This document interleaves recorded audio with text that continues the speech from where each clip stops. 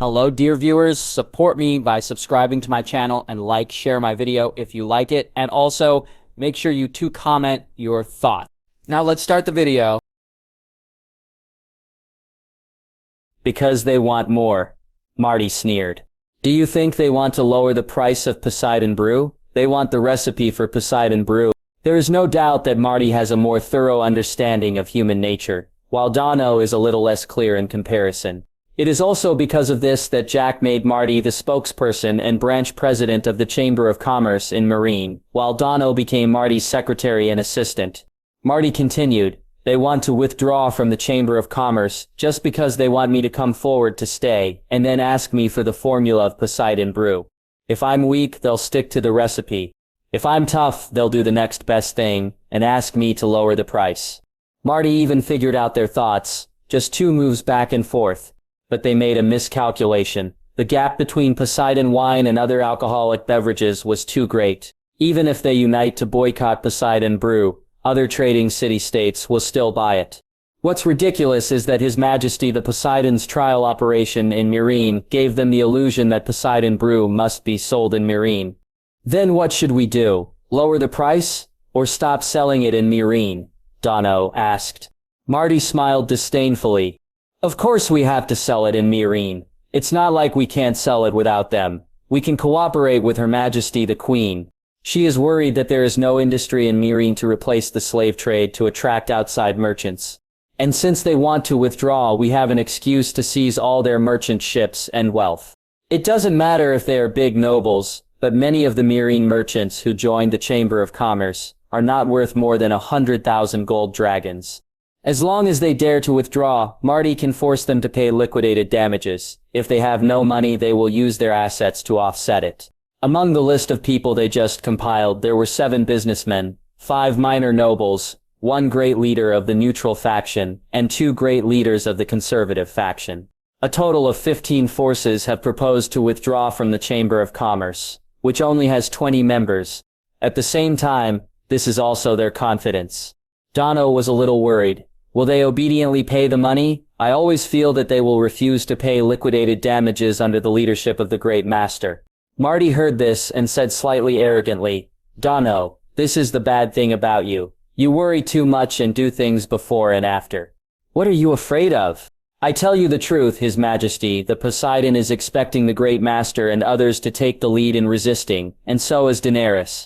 Then Marty patted Dano's shoulder and said confidently, as long as His Majesty the Poseidon is alive, Marine will not be able to overthrow the sky.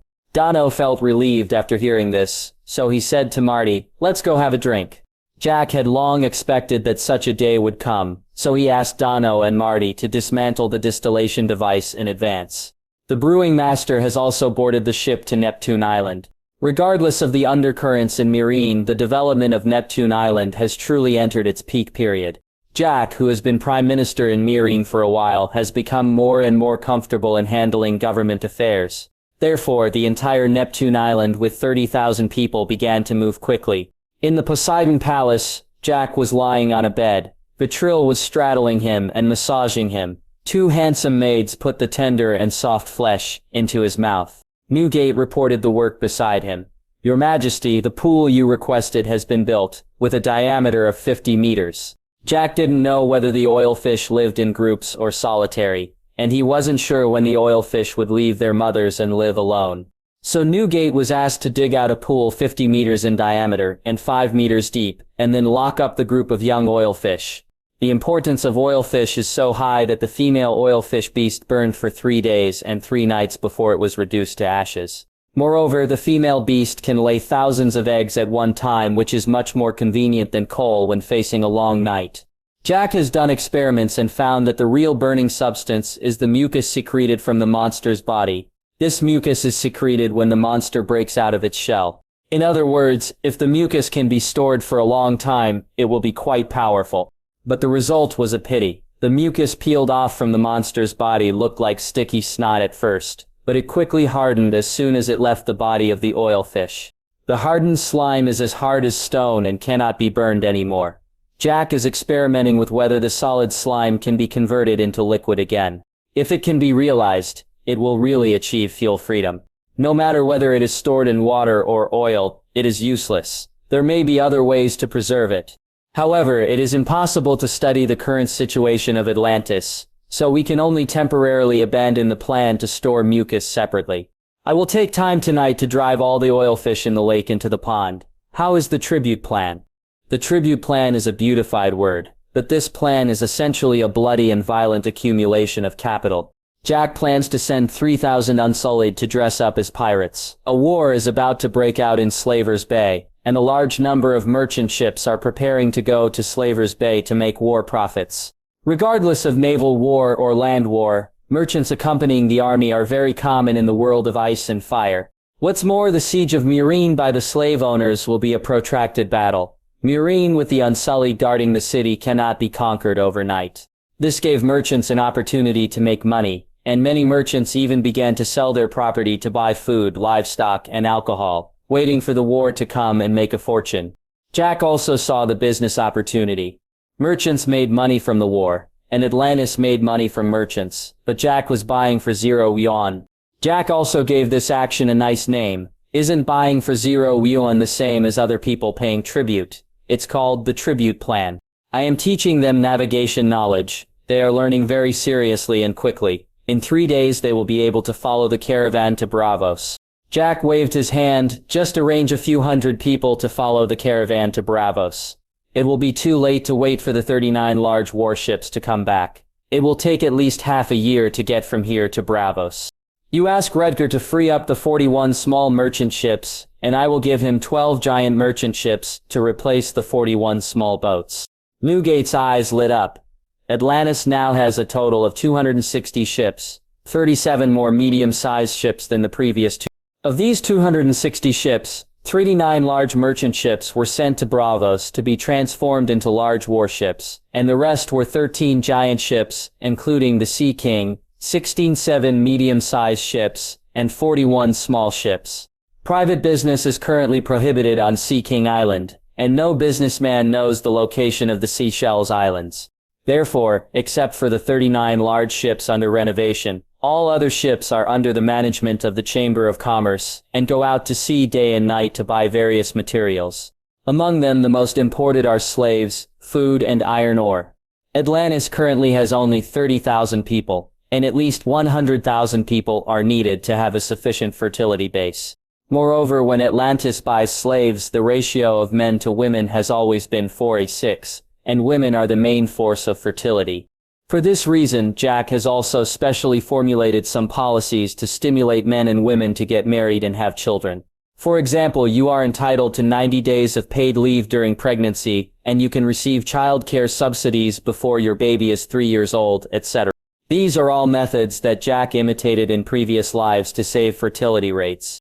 In particular, newborns will be given the opportunity to enroll, and the first 3 years will be tuition-free.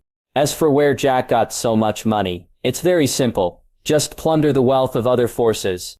The essence of foreign war is to strengthen oneself, and then continue to plunder with an even stronger posture.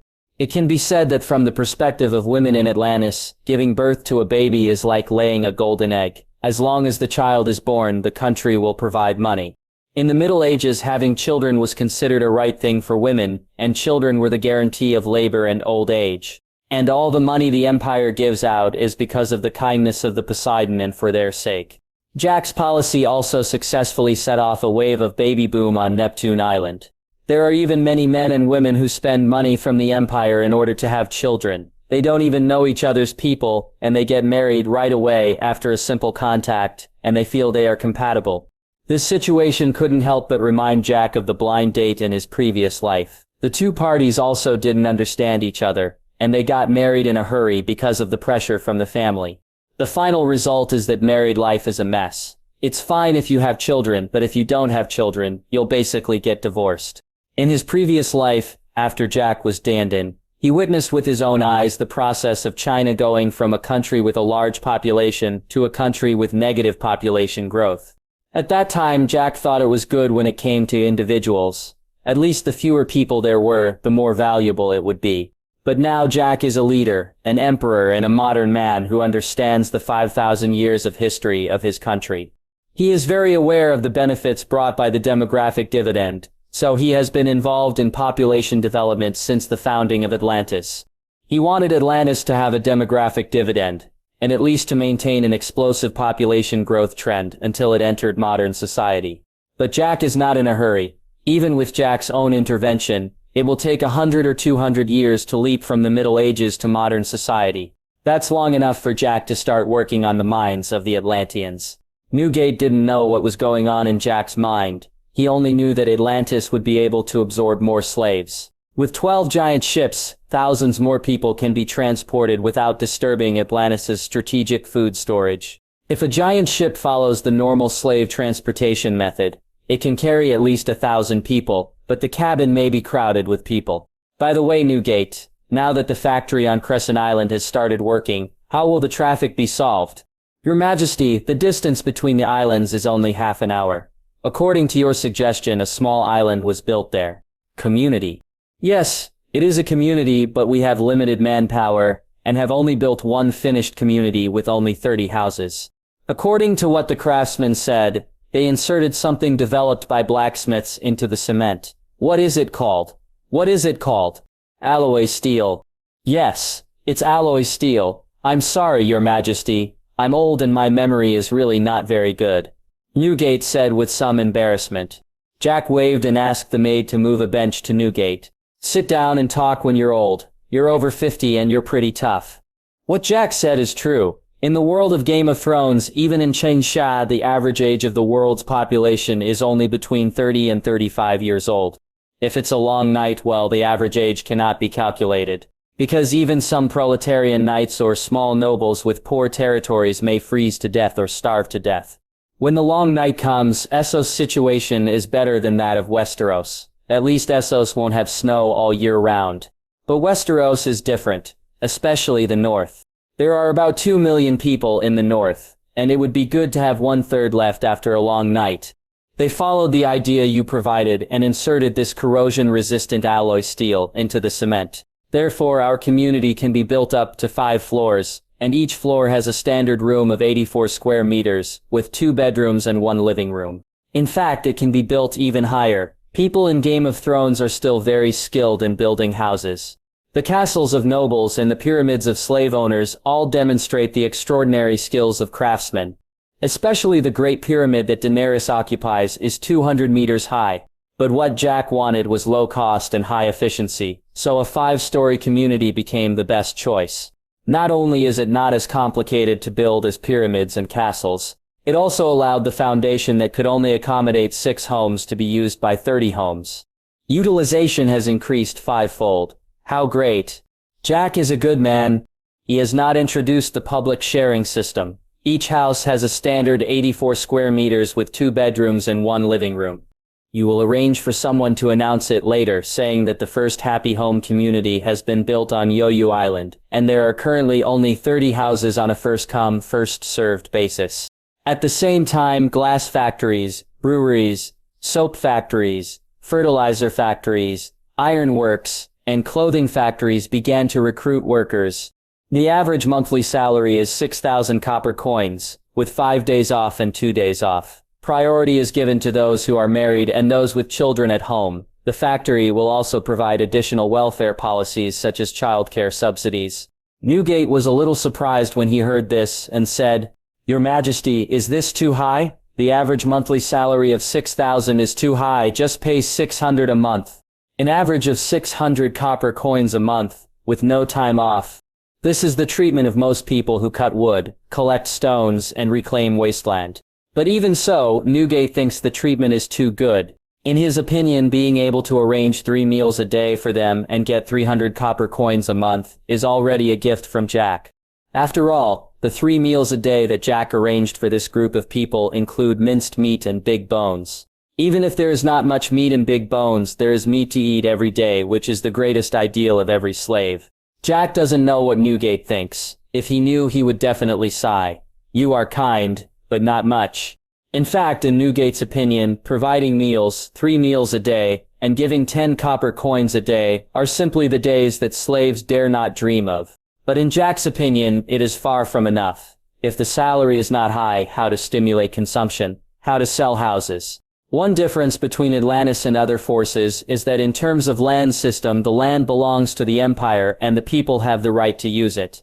And the land for housing naturally has a use period of only 80 years and can be transferred to other people. After the expiration, the Empire will not take back the property, but renew it for free. However, the procedures for the land use certificate and the property certificate will not be changed. That is, the time will not be re-registered and updated. In this case, if you want Atlantis citizens to buy houses, you have to do two things at the same time.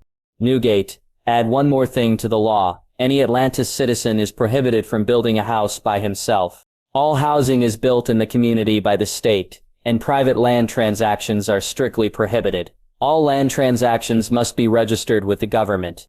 Finally, one more thing, if you want to work in the factory on Crescent Island, you must buy a house. The original price of the house is 500 gold dragons, and I only sell it for 50 gold dragons now, which is considered a job offer for them. Newgate asked hesitantly, "Well, Your Majesty, even if it is 50 gold dragons, they may not be able to afford it. Most people now live in temporary residences." Newgate had previously asked Jack why he didn't build a house first.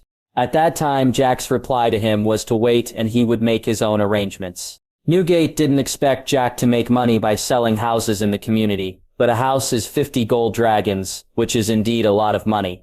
At this time, Newgate suddenly thought of an order Jack had given before. That is, all the land in the Atlantis Empire belongs to the state, and citizens only have the right to use it. And the citizens of Atlantis don't care about this order, because all the land was cultivated by Jack. Jack paid and provided food. No matter what, these lands belonged to Jack, and they didn't think too much. After all, the king has to find people to cultivate these cultivated lands, and the cultivated land has begun to hire people to cultivate. You only need to complete the not-so-complicated planting test and get a planting certificate to become a cultivator. It is said that the work of a cultivator is very easy. Moreover, the cultivator not only provides 3 meals a day but also has a salary of 5,000 copper coins a month. Isn't this much more comfortable than farming by yourself? The only pity is that the number of recruited cultivators is a bit small. So now the Atlanteans are not obsessed with the ownership of the land. According to the reclamation plan of the Sea King Island, they all have the opportunity to become farmers. Therefore, they feel that even if they don't have land to grow food, they will not lack food, let alone money. Moreover, it is no secret that a large number of factories have been built on Crescent Island. They even guess that the treatment in the factories may be better. It's okay, we will set up an imperial bank and lend them money interest-free loans. In this way, even if they only save 0.5 gold dragons per month, it will be 6 gold dragons a year. If it is an interest-free loan, it will be paid off in less than 10 years. To that, Newgate keenly noticed that something was wrong, but he couldn't tell what was wrong. "Your Majesty, why do you have to control their housing?" Newgate was a little puzzled. Why did the citizens of the Empire only enjoy the right to use the land and they were not allowed to build their own houses on the land? Because the population will increase. If they are allowed to build their own houses, the entire Sea King Island will be full of miscellaneous self-built houses. And building communities can not only make reasonable use of land to allow more people to have houses to live in, but also use the money they use to buy houses to build more communities. As for the issue of land ownership you mentioned, only giving them the right to use the land is to prevent land annexation. If the ownership of the land is given to individuals, the rich will find ways to annex other people's land. In the long run, the empire will have less and less land, and individuals will have more and more private land. Until the end, the country can't collect taxes, and some people will be fat and full of oil. Land is wealth, especially before industrialization. Even if it enters industrialization, the land is still valuable. Although the land of Sea King Island is Jack's now, there will be more and more people in the future, and more islands and coastal lands will be occupied. At this time, if the land is still privately owned, the first batch of rich people will definitely not let go of the newly occupied land. In addition, Atlantis will be composed of islands and coastal areas around the world, which is no different from the feudal system. There will be landlords of all sizes who are no different from local emperors everywhere, and Jack's empire built from scratch will have no meaning. So now that Atlantis has just been established and no nobles have been born, Jack must not implement private ownership of land at this time when the resistance is the least. This is also one of the reasons why Jack chose to find an archipelago to build a territory from scratch. If Jack had chosen to occupy a piece of land in Essos or Westeros, it would be basically impossible for Jack to implement these deviant systems. Because the nobles would unite to resist Jack, Jack's land system shook the foundation of their rule. In the eyes of the nobles, nationalization is a lie, and Jack's approach is to confiscate their land. Unless Jack asks Poseidon to clean up all the local nobles. Otherwise, Jack would never be as relaxed as he is now, and he would implement whatever system he wants. Newgate also understood Jack's idea. Building a community can indeed provide housing for more people, and make it more convenient to manage the population. When the time comes, we will directly manage it according to the community, and it will be convenient for population statistics and registration. That's right, it seems that you are not so old that your brain is rusty. Not bad, you can continue to work for me for a few more years, and hurry up to train Asadov. That young man is good. Newgate was speechless. It seems that you still want to continue to exploit me. To be honest, Newgate really wants to retire and return home. He has promoted the newcomers who should be promoted, and he has also arranged the honest people who should be arranged. Now after retirement, Asadov can take his place.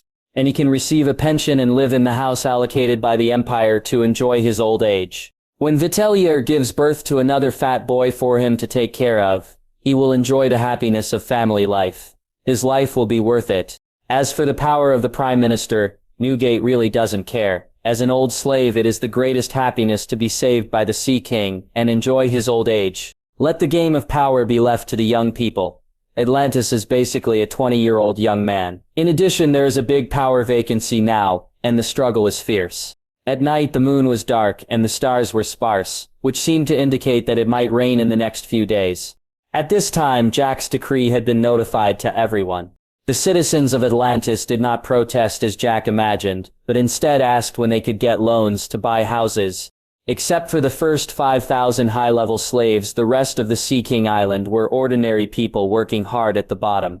For them, isn't the interest-free loan a housing subsidy for them? Anyway, they were slaves before and they could live in a doghouse. Now they can have a house covered with cement. Even if the property rights are only for 80 years and cannot be renewed, they will accept it. What's more, it can still be renewed after the expiration. According to the loan policy given by His Majesty the Sea King, 50 golden dragons will be repaid in 20 years. With the average monthly salary promised by His Majesty, there is no pressure at all. Jack was also very satisfied with their reaction. This group of people had not been enlightened and their lives had just started to improve. So they agreed with Jack's words. In their eyes, Jack was the incarnation of the sea god. Even the living Godzilla obeyed Jack's instructions and became the patron saint of Atlantis. This blind worship and belief in the sea god will influence the next generation of Atlantis. When they enter the Imperial Academy, they will become a generation with both ideological enlightenment and faith. As the saying goes, the army is divided into 3 levels: ancient army, modern army, and modern army. The division is not judged by the difference in weapons. Like many armies in the Middle East in Jack's previous life, even if they are equipped with modern weapons, they are still at the level of ancient armies.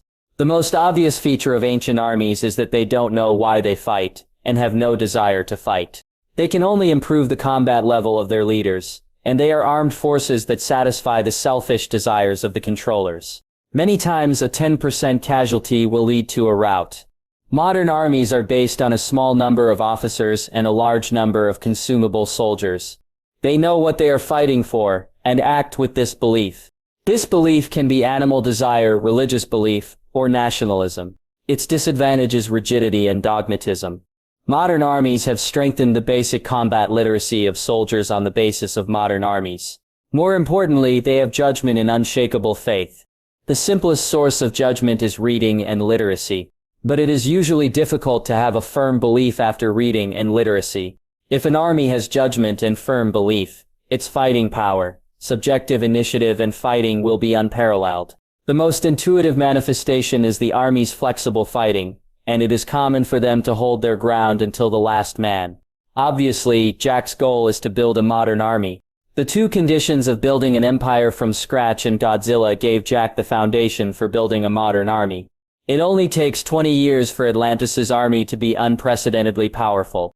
Jack came to the newly built reservoir, or more precisely a pond for raising fish. This scale is far from meeting the requirements of a reservoir. The pond built is a circular pond with a diameter of 50 meters, and a maximum depth of 5 meters. At this time there is no water in the pond, and there is a soil layer with a diameter of several meters in the middle of the place where it connects to the galaxy that has not been dug up. A small dam was built with cement in the inner layer of the soil layer, and there is a fine wire mesh in the middle of the dam. Jack's mind moved, and he entered a state similar to the dragon's spirit, but the connection was not with the dragon but with Gabe. This was enhanced by the original ability of both parties to sense the position, and as time passed, this connection became stronger and stronger. This state is much more stable than the dragon's spirit state, and if Jack wants he can keep connecting. But he cannot share Poseidon's 5 senses, which is similar to installing a radio in Jack and Poseidon's heads. Soon Poseidon sensed Jack's call and swam towards the pond with thousands of cubs. Soon Poseidon came to the pool. Under Jack's command he directly dug up the last layer of soil. Jack also put away the wire mesh in the middle of the dam. A large amount of water flowed in, and Poseidon rushed into the pool with all the cubs. Then Jack immediately closed the wire mesh gate, and Poseidon climbed ashore, leaving a group of small fish looking for their mother. Roar finally got rid of them, stupid and greedy. Poseidon complained as soon as he got ashore. Jack took off his clothes and threw them to Vitelli, and at the same time ordered the royal guards kneeling on the ground to wait there. Then he jumped directly into the galaxy, and at the same time called Poseidon to come down quickly, and they went to the river for another walk. Poseidon immediately excitedly swung his tail and immediately rushed in the direction of Jack. GQ, who was lying on the ground, was sweating coldly. When the sea god swung his tail just now, the tail passed over his back. A strong wind swept his back, and he became the first person to understand the power of the sea. So G buried his head deeper, wishing he could lie on the ground to show his sincerity. Jack swam rapidly in the water, and Poseidon followed closely behind him. They played and patrolled the galaxy to see if there were any oil fish left. After the patrol, the two came to the estuary of the galaxy again. After Jack and Poseidon entered the ocean, he felt refreshed. Although he could breathe in both fresh water and seawater, the river was like a stuffy little house, while the ocean was like nature with fresh air. The difference was self-evident. To be honest, Jack regretted building the Sea King Palace by the Tianyan Lake. The scenery was good, but it was in the middle of the island. It would be better if it was built at the estuary. It would be good to build it at the estuary of the galaxy. Fortunately, he still had the Sea King, which was a movable palace, and he would have to move to the Sea King Palace to live in the future. At this time, the Sea King was docked at Pier No. At this time, Gabe is 12 meters long, including his tail, and is no longer as cute as when he was just born. His hard skin with pits all over his body has made him look ferocious. Jack reached out and stroked Gabe's big head. I will go out to sea again in 2 days. I will have plenty of time to accompany you then. Poseidon licked Jack's cheek with his tongue, and Jack smiled and patted his head. Daddy loves you. I'm going back first. Be careful not to explore too deep waters. This world is not simple. Although the atomic dinosaurs are the absolute overlords in the deep sea, the world of ice and fire only shows the tip of the iceberg in the original book. There is almost no information about the deep sea and the other 2 continents. Jack was worried that Poseidon would encounter some monsters if he dived too deep. When he explored the shipwreck, he encountered a giant octopus more than 10 meters long before he reached the deep sea. Poseidon said he knew it, told Jack not to worry, and turned around and swam to the deep sea. Jack looked at Poseidon's back as he dived, and he always felt like an old father who told his daughter not to go out at night, but she went out at 9 o'clock. But Jack couldn't keep looking at Poseidon, so he simply stopped thinking about it and went ashore from the estuary to the Sea King's palace. Dogs don't walk on the river. Although the water quality is good, Jack doesn't like it. When Jack walked back to the original place, the 9 King's guards and Vitelli were waiting there. Your Majesty, how did you walk back? Vitelli blinked curiously. Jack wiped his wet hair and replied, I don't want to walk on the galaxy waterway, it's too stuffy. Jir looked at the galaxy with some curiosity. If you can breathe in the water, can you really tell whether it's stuffy like the Sea King? Jack didn't say any more nonsense. Go back quickly. I haven't played with Ellie and Jaeger for several days. Vitelli curled her lips, and Jetcha and his 8 kings guards bowed their heads and pretended to be deaf and dumb. Although Jack often went to play with prostitutes when he was in Meereen, it was really playing, not playing. So far, Jack has only had sex with 4.5 women. Vitelli is half, and the rest are Ellie, Yager, Missandei and Daenerys Targaryen. Although Jack has the heart of the ocean, he is still afraid of sexually transmitted diseases, mainly because they are scary. Anyway, it's not like he doesn't have the conditions now, so there's no need to play with prostitutes. He can find any high-end goods he wants. By the way, G, does this armor fit me well? Jack asked as he walked. Go heard this and squeezed out a rare smile from his dead fish face. The armor you designed is very beautiful. It's hard to imagine how you came up with this style of armor. Jack designed the knight armor specifically for the royal guards. After all, as Jack's personal guard, he must wear something nice. Their armor is called whale shark armor. Jack designed it with reference to the armor of the whale shark king. He made some changes to it. It has both defensive power and a high enough appearance. However, the cost of a set of armor is 20 gold dragons, which is very expensive, several times that of ordinary armor. An ordinary set of knight armor is only about 2 to 3 gold dragons, and the leather armor worn by infantry is cheaper, only a dozen silver coins are needed. At present, the army of Atlantis is equipped with leather armor. Jack produces it in a semi-assembly line method, and the cost is controlled at about 9 silver coins. This shows how expensive the whale shark armor on the royal guards is. Jack, who returned to the Sea King Palace, called Newgate. The old man, who was over 50 years old, was called over by Jack just as he was about to go to bed.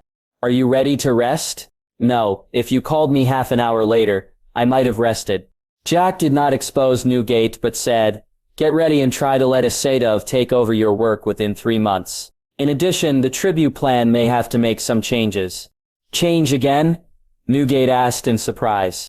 The tribute plan has been changed at least 3 times. If it is changed again, it will be the 4th time. Isn't this a hassle? Every time Jack adjusts the plan, he puts forward ideas, and the specific arrangements still have to be made by Newgate. He seemed to understand Newgate's eyes, but fortunately Jack was very thick-skinned. Jack coughed slightly awkwardly and said, I went to see the Unsullied this afternoon, although they learned a lot from you.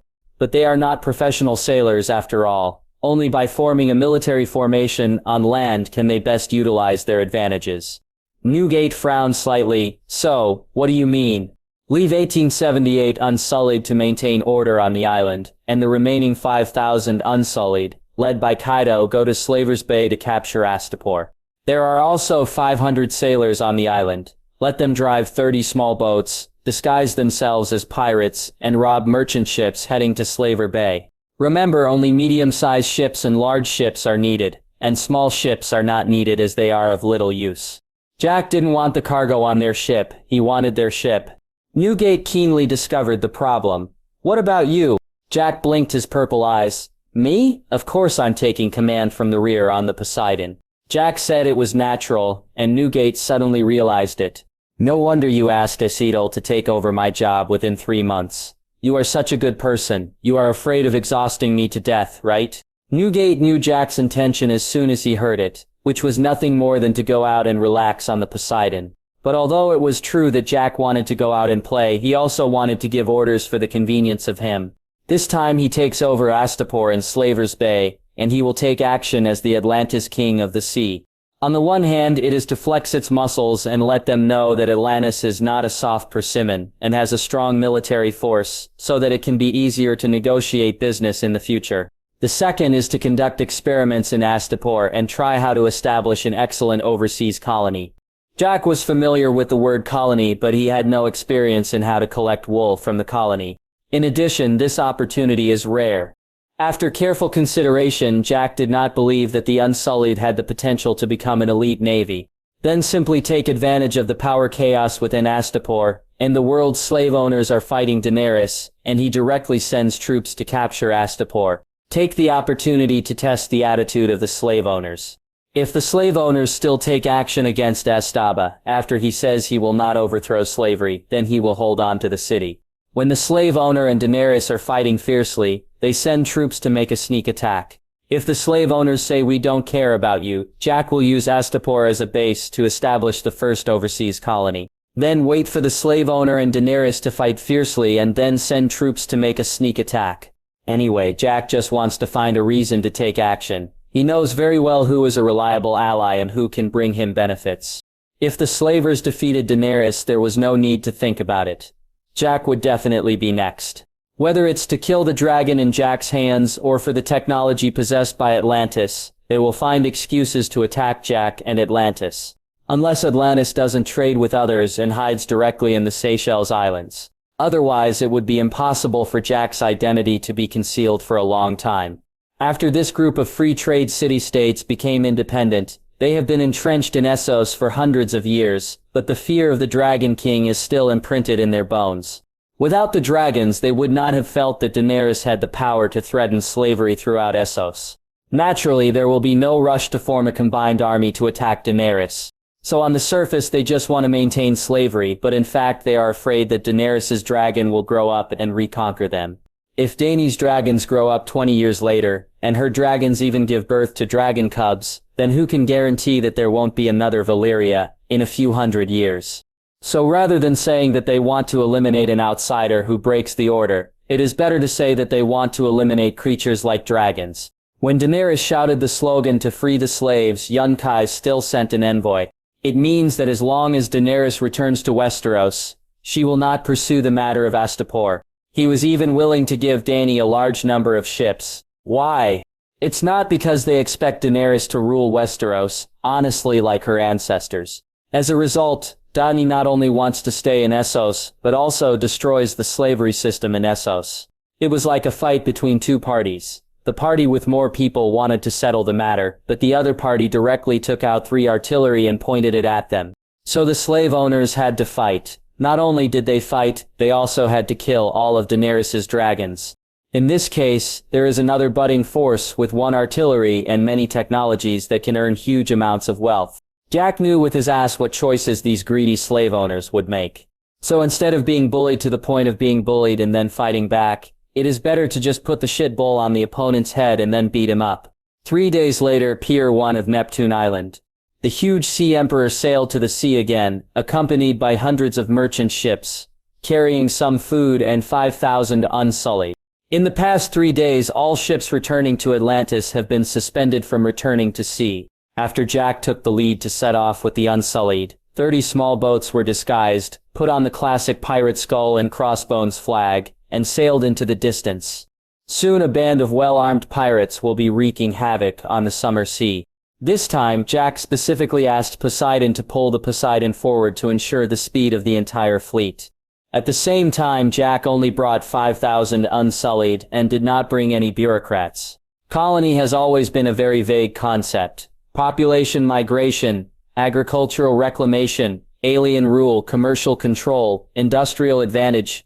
These can all be the conditions for judging colonies. This time, Jack's purpose of taking Astapor is mainly to try agricultural reclamation and alien rule. Jack will control Astapor as an Atlantean, and then ask the Astapor people to grow food for themselves and learn how to conduct commercial colonization. Jack ordered to speed up the sailing speed because he didn't know how long Yunkai could resist Dany.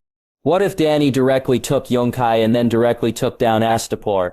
Wouldn't it be a wasted trip? Or Jack had to take his stopper from Dany, which was not impossible. But if Daenerys suddenly gave Astapor to Jack, it would be difficult to repay the favor. This time, Vittoria did not follow Jack. She had to recruit the Seagull spies on the Sea King Island. The group of people who were secretly bribed by Jack at that time will be transformed from being in the opposition to being formal employees with status and organization.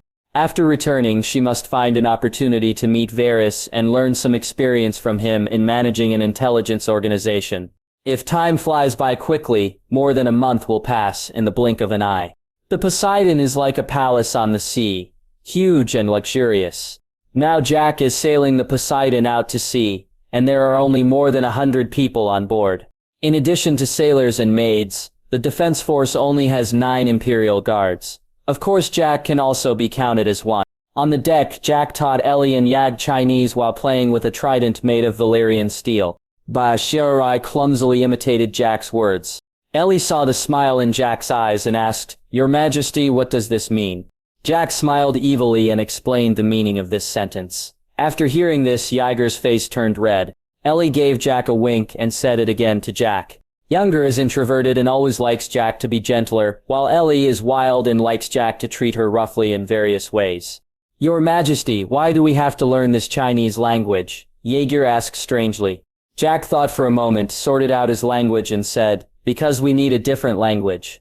Civilization needs its own language and culture. Chinese is a language invented by the ancient Atlantean Empire. It is noble and mysterious. In the Game of Thrones world, different races have different languages, and having your own language is one of the powerful weapons for digesting colonies.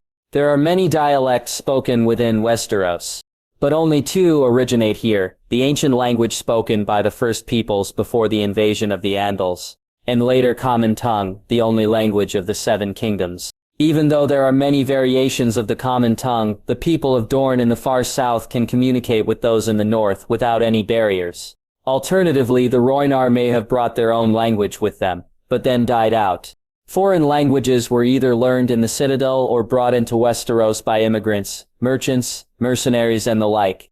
There are many languages in Essos across the strait. The most important is the High Valyrian language spoken in the Old Valyrian freehold, of which what remains now is merely a ruined part of it. Dothraki, the language spoken by the Dothraki, the indigenous people of the Dothraki Sea. High Valyrian, the language spoken by the Valyrian dynasty before the Doom. Low Valyrian. As the name suggests, the Valyrian dialect is the dialect of the 9 free city-states and slave city-states. Each city has its own dialect system, and each dialect seems to have its own vocabulary. Tyrosh, aside from its odd pronunciation, little is known about the Valyrian dialect spoken by Tyrosh. Githgeri. The Githgeri language has been forgotten, replaced by a dialect of High Valyrian. Carthian. The language of Ashai. Ashai's language was like a spell, integrated with their spells, similar to Valyrian.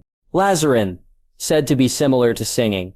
Tradespeak, a language developed by sailors that was a fusion of a dozen pre-existing languages from around the world, lots of swear words, and also included gestural expressions. This shows the diversity of languages in the world. Especially the language of Valyria, it is even divided into High Valyrian and Low Valyrian.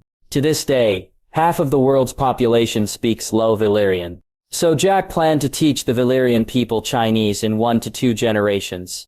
As for why Chinese is used, the reason is simple. Jack does not have the ability to create a new language. There is no Chinese language in the world of ice and fire, so just use it directly, which is convenient and trouble-free. At that time, schools in Atlantis will set up Valyrian and Westeros Common as 2 professional courses. Alas, 2 more professions were born soon after this. It also creates a good employment environment for future Atlantis college students. Ellie looked confused. As a bed slave, she wouldn't even know the words if Jack hadn't taught her how to read and write. Jack need not expect her to understand the importance of cultural erosion. But this did not prevent Ellie from making Jack happy. Ellie patted her bulging chest and promised, "Don't worry, Your Majesty. I will definitely study hard and teach the residents on the island."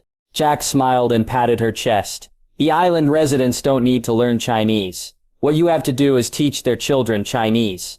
Most of the citizens on the island have been speaking Low Valyrian for about 20 years, and it is unrealistic to ask them to switch to another language. So Jack could only start with their children, first teach Chinese as a foreign language, and then slowly replace the low-level Valyrian language for 1 or 2 generations. This is not a troublesome thing because the most difficult part, creating the language and fonts, has been completed. It is the Chinese in Jack's mind.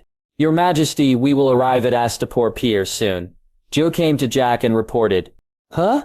Arrived so soon?"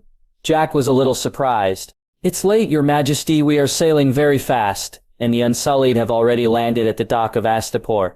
The Unsullied first boarded the docks of Astapor in a ship, and they needed to control the docks before Jack disembarked.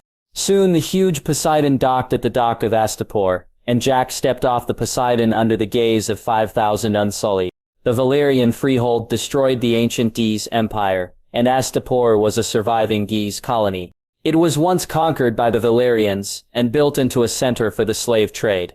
The Githgeri language has been largely forgotten by the people here. Before leading the army to Yunkai, Dany left a council of 3 people for Astapor. a doctor, a scholar, and a priest. Later, the council was abolished by the Butcher King Cleon. After gaining the power of the council, Cleon executed the 3 people, and then captured all the children of the nobles to start training new Unsullied. Every pyramid in Astapor has become a military camp, and the streets are full of death lies. There is little food in the shops but all kinds of slaves. At this time, Astapor had already closed the gates. Since the war in Meereen, Astapor has closed the gates, and only the fleet controlled by Cleon can go out every day. Jack came to the dock and shouted, "Everyone, you are on this land again. Maybe this place was once your nightmare, but today you will crush the nightmare with your own hands under the witness of the Sea King and the Sea God."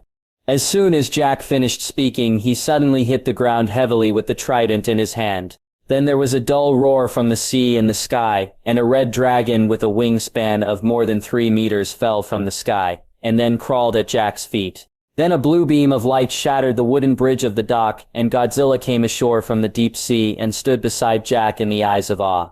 "Soldiers, do you need to rest?" The Unsullied did not answer, but just knocked the ground with a spear under the leadership of Kaido.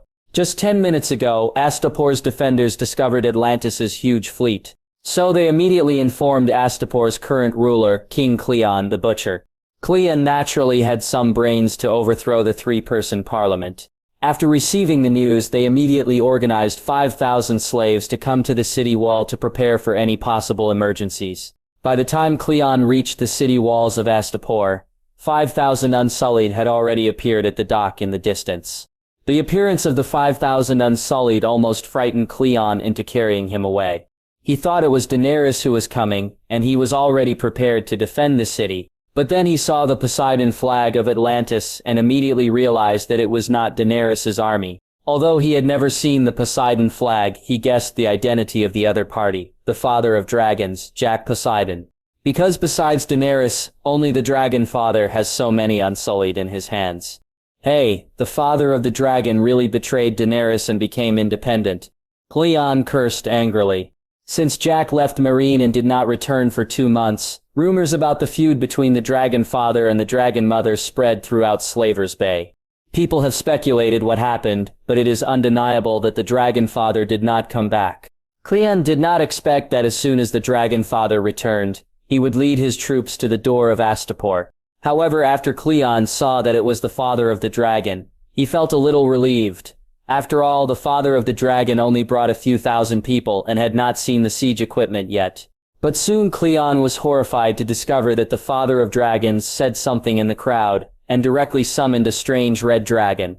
The most terrifying thing is an unknown giant beast that came ashore from the deep sea. The giant beast is at least 7 meters tall and drags a long tail. Fear of the unknown suddenly appeared in Cleon's heart, and he immediately yelled at the slave soldiers to prepare supplies to defend the city.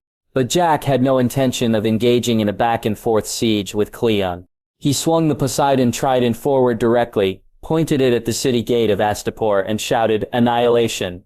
Poseidon's dorsal fin flashes a dazzling blue light, which is still clearly visible even in the daytime. Then the atomic breath erupted from Poseidon's mouth, and the terrifying blue light pillar directly shattered the city gate of Astapor, making a loud noise. Poseidon let out a terrifying roar, but instead of being afraid, the Unsullied felt their blood surge. Without Jack's orders at all, they roared and rushed towards Astapor with red eyes. Jack was shocked. He never expected that the always shocked Unsullied would make such a slightly chaotic charge. But the arrow was on the string and had to be fired. Jack shouted again, "Dragon Flame."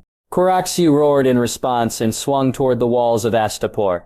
At this time the slave soldiers on the city wall were frightened, and so was Cleon. He never dreamed that Jack waved his hand, and the terrifying deep-sea beast smashed the city gate from so far away. But soon Koraxu's dragon roar woke up Cleon. Seeing Koraxu coming towards him while breathing dragon flames, Cleon immediately turned around and ran away. Damn, I almost forgot he had a dragon!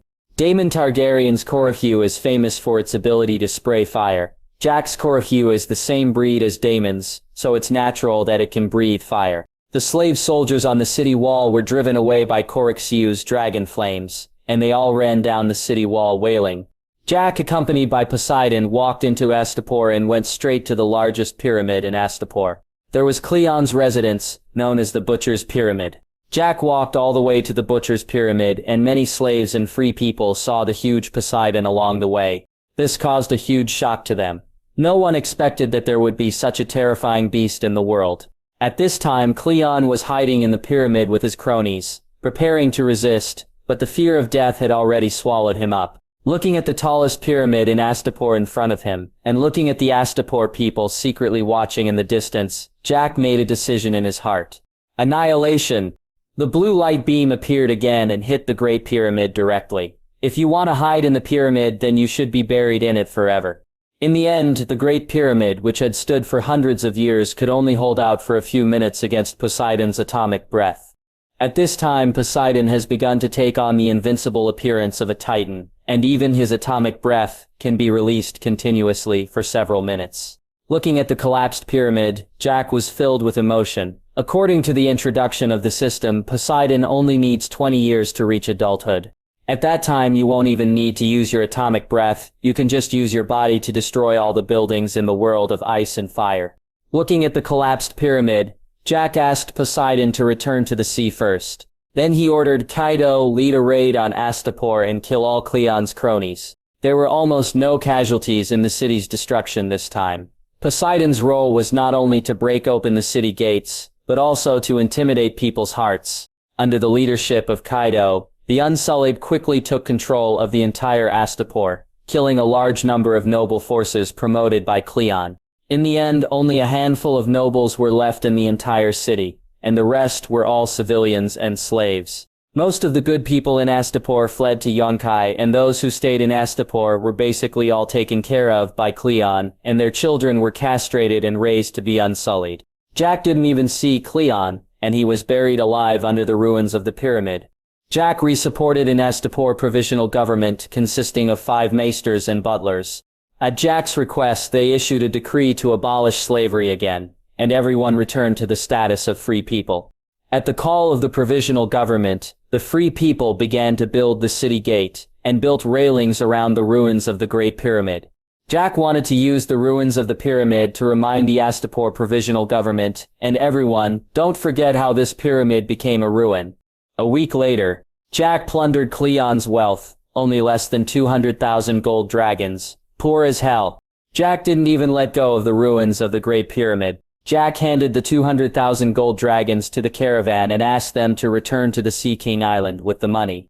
With the departure of the caravan, the dock of Astapor became deserted again. During this week, the power structure of Astapor was completely disrupted, and the interim government began to take power with the support of Atlantis. No one knew where Atlantis came from, but they knew that the king of Atlantis, the legendary father of dragons, could communicate with the god of the sea. Godzilla, the god of the sea, was more suitable to be called the god of the sea and thunder in the eyes of the Astapor people. So Godzilla got the title of the god of the sea and thunder. At the same time, Korax was also called the god of the sky and fire by some people. Jack also sent Poseidon and 2,000 Unsullied to clean up the slave estates around Astapor. No city can be self-sufficient. Astapor and Yonkai are different from Meereen in that they are surrounded by a large number of slave estates. Dany did not liberate these estates at the beginning. After Cleon took office, he did not touch these slave estates due to his weak military strength. These slave estates are essentially no different from the noble castles in Westeros. Poseidon and 2,000 Unsullied quickly cleaned up the estates. The slave owners who were willing to surrender were made barons by Jack, and the slaves in the estates became freemen, and the barons continued to govern their estates. But the barons needed to hire freemen to farm, and the freemen had the same rights as the people of Astapor. The estates had to pay 1/10 of their output as taxes every month. Every 6 months, the outstanding people would be promoted according to the tax situation, and the estates vacated by this cleanup would be rewarded. This time, Jack indirectly obtained nearly 5 million acres of fertile land. Many of these lands are wastelands, and most slaves have poor farming skills. They basically bury seeds in the soil and then rely on the weather for food. Jack is limited by the number of grassroots talents, so he can only use this colonial method to control Astapor. At the same time, in order to appease the manor owners who were recruited, Jack formed the House of Representatives and the House of Lords. The House of Lords is mainly responsible for governing Astapor, while the House of Representatives is mainly responsible for the land around Astapor. The House of Lords and the House of Lords jointly formed the provisional government of Astapor. At the same time, Jack summoned all the people in the House of Representatives, a total of more than 50 people, all boarded the Sea King. Jack did not choose a pyramid to live in the city of Astapor, and he felt more comfortable on the Sea King.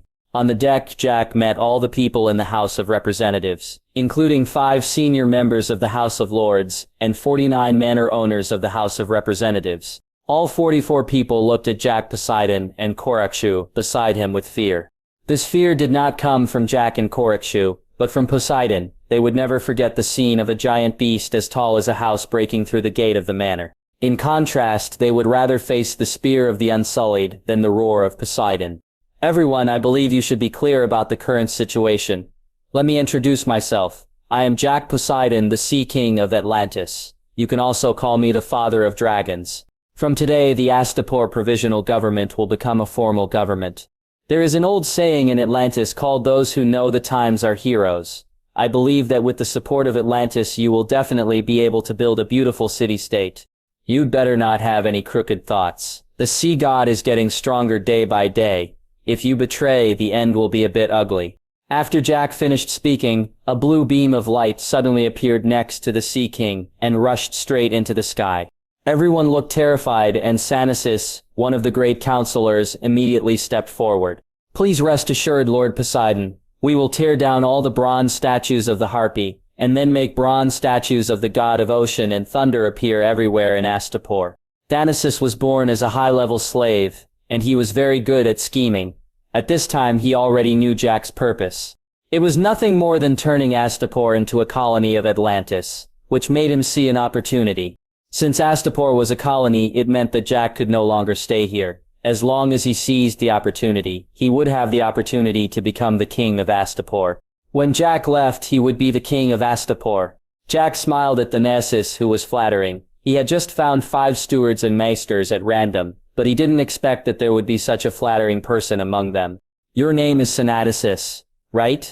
Lord Poseidon, I'm honored that you still remember my name. Jack waved his hand. Your idea is good. From now on, you are the mayor of Astapor, in charge of the House of Lords and the House of Representatives. Sanasis was ecstatic, but he bowed with a respectful and grateful expression.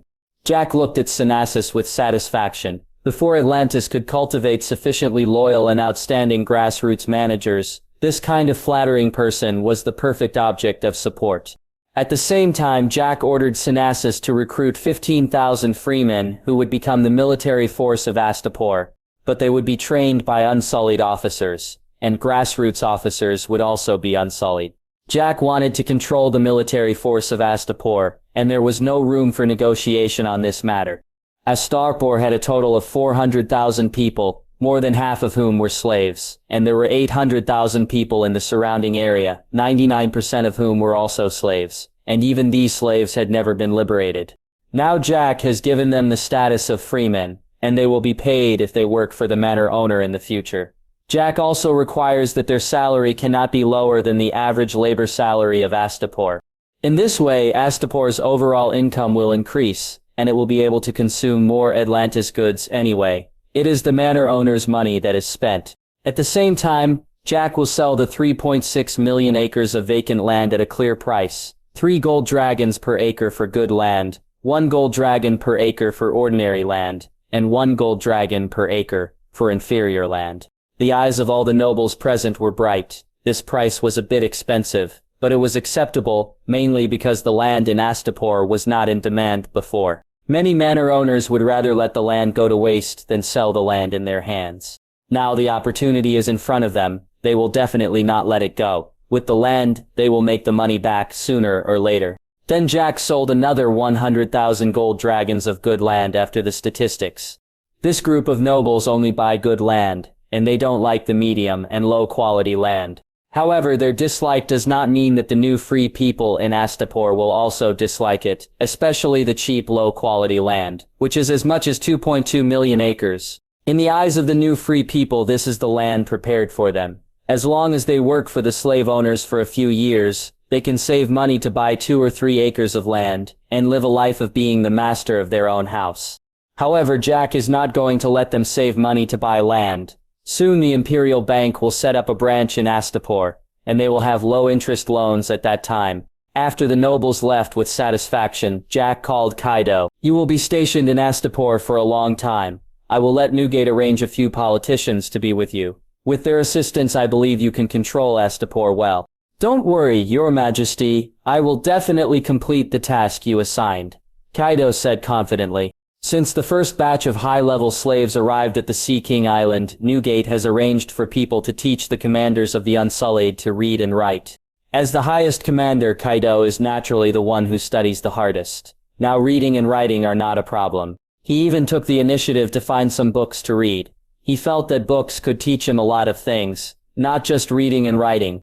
It is precisely because of this that he was able to go from a small captain of the Unsullied to the commander-in-chief of the Unsullied Legion in Atlantis, where the capable prevail. Half a month later, the news that Astapor was occupied by a force called Atlantis was known to everyone in Slaver's Bay. At the same time, Atlantis announced the establishment of a transit store in Astapor to sell Poseidon brew. Only then did the merchants in Slaver's Bay know why the name Atlantis seemed familiar. Isn't this the city-state behind Julang Maritime Merchant, which has recently become famous because of Poseidon brewing? According to the news broadcast by Asta, it means that unlimited quantities of Poseidon brew can be purchased in Astabo in the future. In addition, soap, glass, and various handicraft products will be sold. As soon as the news was released, the originally deserted Astapor pier became lively in an instant. Poseidon brew, profit. This is the consensus among businessmen, because I don't know when Poseidon Brewing's unique logo has become synonymous with luxury. The nobles and merchants in central and western Essos are proud to taste the various types of wine brewed by Poseidon. The free trade cities in the east don't know much about Poseidon Brewing, but they have also heard of Poseidon Brewing's name. And according to the news released by Atlantis, there is now not only a standard version of Poseidon Brew for 3098 golden dragons, but also a customized exclusive version for 64. In addition, there is a 128 gold dragon free version, a 98 gold dragon regular version, and a 6 gold dragon trial version. After linking Poseidon Brewing to luxury goods, Jack decisively adopted some luxury sales models and developed various versions. Many merchants who originally stopped in Yunkai heard the news and came to Astapor one after another, but they soon discovered that the only trial version that could be pre-ordered in batches was a bottle of 6 gold dragons, because the ones with 98 gold dragons and 128 gold dragons are only sold to nobles, and the ones with 308 gold dragons and 68 gold dragons are only sold to royal family members. Although they were very dissatisfied with this, they did not dare to make mistakes when facing the unsullied soldiers stationed around the Great Wave Pyramid. However, although other versions cannot be pre-ordered, the trial version of 6 Golden Dragon is still very popular. In one morning, 500 copies of the trial version of 6 Golden Dragon were reserved. The trial version of Poseidon Brewing is made with leftover materials and costs almost nothing. In other words, Jack earned 5,000 gold dragons in one morning. It can be seen that when an item is promoted as a luxury product, its profit will be high. People will no longer consider the value of the item itself, but start to think about how much face and vanity this item will bring to him. The Pyramid of Julang, the second largest existing pyramid in Astapor, was occupied by the Julang Chamber of Commerce and transformed into the Chamber of Commerce's headquarters. The first Great Pyramid was occupied by Kaido and transformed into the Atlantis Empire Embassy.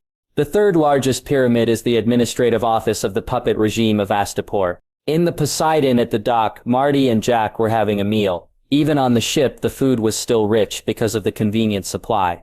Marty came from Meereen. Because he wanted to establish a branch of the Chamber of Commerce, he just asked Marty to bring a group of backbones from Meereen to Astapor. With this group of key members, we can directly recruit a group of employees in Astapor to set up a branch Chamber of Commerce. Your Majesty, why don't you just wholesale the Poseidon brew of 300 gold dragons on a large scale like before? Marty was a little confused. A lot of Poseidon brew was sold for 6 gold dragons, but wouldn't it be faster to make money if Poseidon brew for 300 gold dragons was sold in large quantities? Because the nobles of Essos are so rich, I didn't expect them to be so willing to spend money for their own vanity. The great nobles competed with each other on slaves, land, wives, gold and precious stones. They competed on everything they could.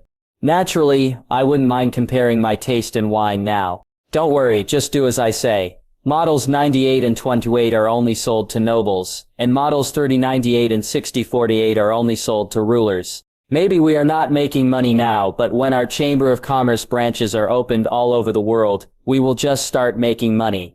I understand, Your Majesty. I will arrange for people to buy a piece of land in Yunkai to establish a branch when I get back. We will start from Yunkai.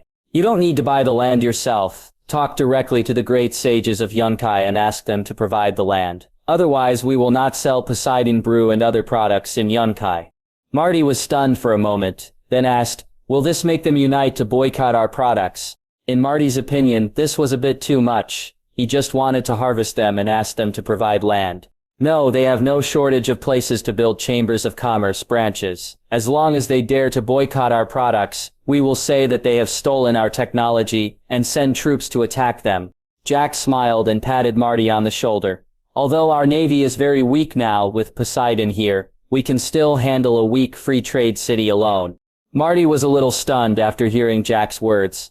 Isn't this a gangster? He just slaps a label on someone and then directly sends troops to beat them.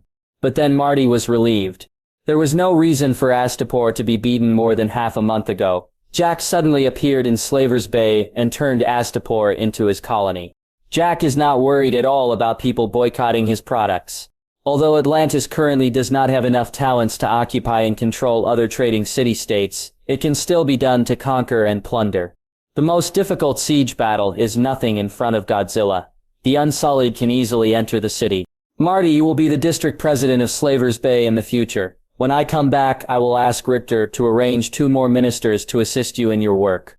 Marty's eyes flickered slightly, and then he suggested, Your Majesty, although Dono is a little stupid, he works very hard and is very familiar with the work. I think he can serve as the branch president of Meereen. Jack immediately understood Marty's idea. This is to help his brother take the position. The 3 city-states in Slavers Bay must have 3 branch presidents. As a district minister, he naturally hopes that the 3 branch presidents are all his people. Okay, I'll arrange 2 people to come. As the district president, you will be in charge of the entire Slave Bay branch. I've seen Dono's attitude, so let him be the president of the Meereen branch. In addition, take out 20% of the profits from the Poseidon brew sold in Slave Bay to promote the Poseidon brew. Your Majesty, the Poseidon brew is now famous. I think this 20% of the profits can be saved to expand the factory. No matter how famous it is, it must be promoted. In the future, Poseidon brew will take out 20% of the profits for promotion. Luxury goods are IQ taxes. How can anyone buy them without promotion? I understand, Your Majesty. I will arrange this matter. Seeing that Jack had made up his mind, Marty said no more. He just gave Jack a suggestion for reference. Marty never doubted Jack's decision, because Jack's decision has never been wrong. At the same time, the news naturally reached Meereen. Dany was a little confused when she learned that Astapor was occupied by Jack. She couldn't understand why Jack suddenly occupied Astapor. You know, Astapor declined rapidly after the butcher, Cleon, came to power. There is no profit to be made by occupying Astapor. Even if Jack wants to develop Astapor, he needs to invest money in it. But in fact, Jack has no intention of developing Astapor as his own territory. He just likes the land and geographical location around Astapor. Not only will he not invest a penny in it, but he will also squeeze the wealth of the remaining nobles in Astapor. Missandei gently stroked Daenerys' smooth belly. This is not because Daenerys is full of food. Your Majesty, should I tell Jack about this? Missandei asked. Dany snorted coldly. Of course I have to tell him that I ran away with my pants on. Do I have to pay for the child support myself? Daenerys was pregnant. The night before Jack left, Jack, who did not bring his umbrella every day, finally got Daenerys shot. Daniel's increasingly powerful unburnt physique allowed Dany to break the witch's curse on her, and naturally regained her ability to get pregnant.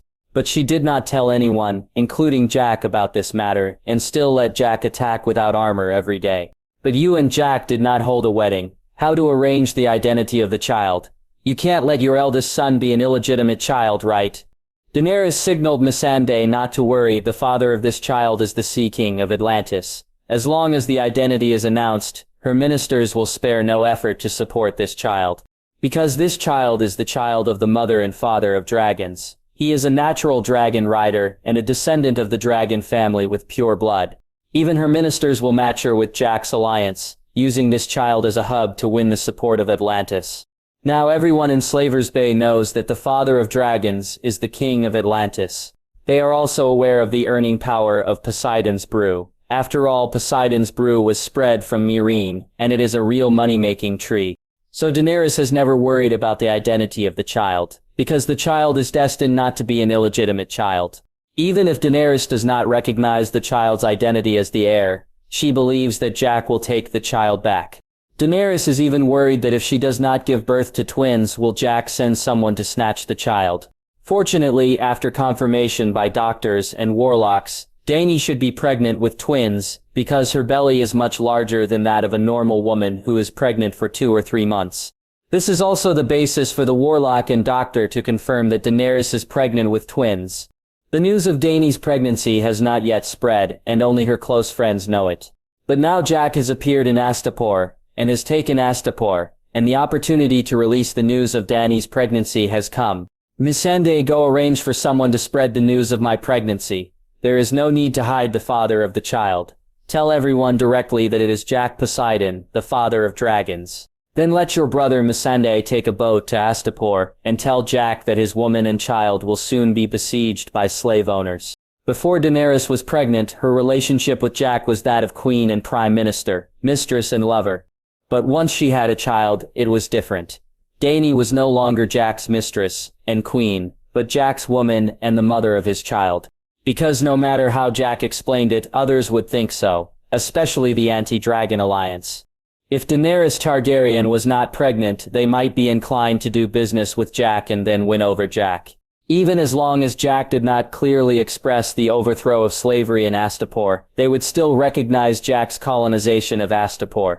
But with a child, the slave owners would never think so again. They would only think that Jack had joined forces with Daenerys and was a target that must be attacked.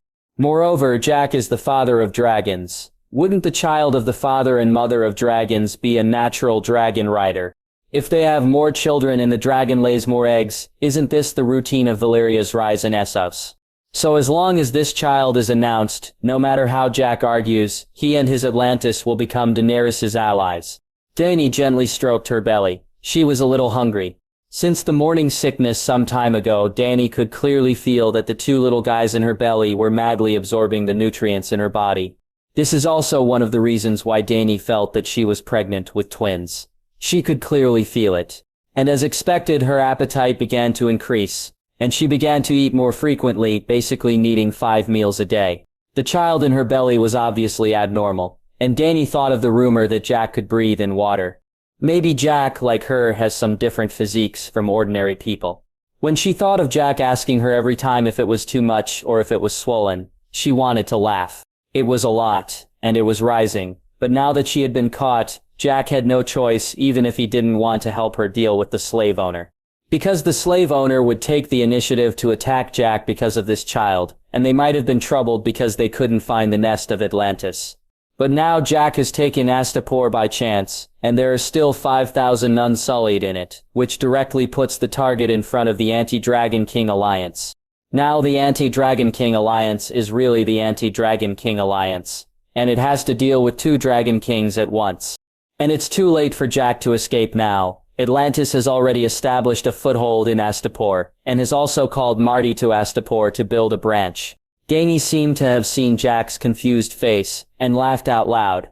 I don't know if you like this surprise. Dany said to herself. The birth of the 2 destined them not to become queens. If they were ordinary slaves, it would be fine, but the key is that they were born as bed slaves. Although the Atlanteans are all born as slaves, there are also differences between slaves. Jack currently feels that the most suitable people are Vittoria and Daenerys. The former is because he knows his roots well, and is born as an ordinary slave, and the latter is because of his excellent bloodline. Jack prefers to make Vitaly the queen, but no matter who it is, Ellie and Jagger must not get pregnant first. If the eldest son's mother was born as a bed slave, Maybe there will be no problem when Jack is in power. But once Jack abdicates, it is uncertain what will happen. As for the top nobles in Westeros and Essos, Jack has never considered it. Once he marries with those nobles, there will be a lot of trouble. September 31. Yunkai has been under the siege of Jorah and Barristan for more than half a month, and it will be a month soon. The wise lords of Yunkai and some good and great lords who fled to Yunkai did not expect Daenerys to dare to start a war first. In the Great Pyramid of Yunkai, many nobles gathered here, and Yunkai could not hold on. Since being besieged by more than 20,000 people of Daenerys, they have lost contact with the outside world. Although there is endless food in their pyramid, the slaves in the city frequently rioted. In the original book, Daenerys was entangled by the Sons of the Harpy and could not take the initiative to control the Slavers' Bay, and finally fell into the Meereen knot. But now Daenerys, with the help of Jack, quickly stabilized the situation in Meereen, and the rebellion of the Sons of the Harpy was also suppressed. Instead, Daenerys sent some people to sneak into Yunkai first, and took advantage of Dany's siege to incite the slaves to rebel. This bitch of Targaryen actually dared to send troops to attack us first. Merchant ships were attracted to Astapor. I haven't made any gold for 2 weeks in a row. A fat man looked unhappy, but the people around him were too lazy to pay attention to him. You are still thinking about making money now? We should consider how to hold on until the support of our allies arrives. Damn, there are at least 3 months left. The fat man laughed. There won't be even 3 supplies in your pyramid. If you beg me, I can sell you some at a high price. Enough, you idiot. Haven't you noticed that the way your slaves look at you is not right?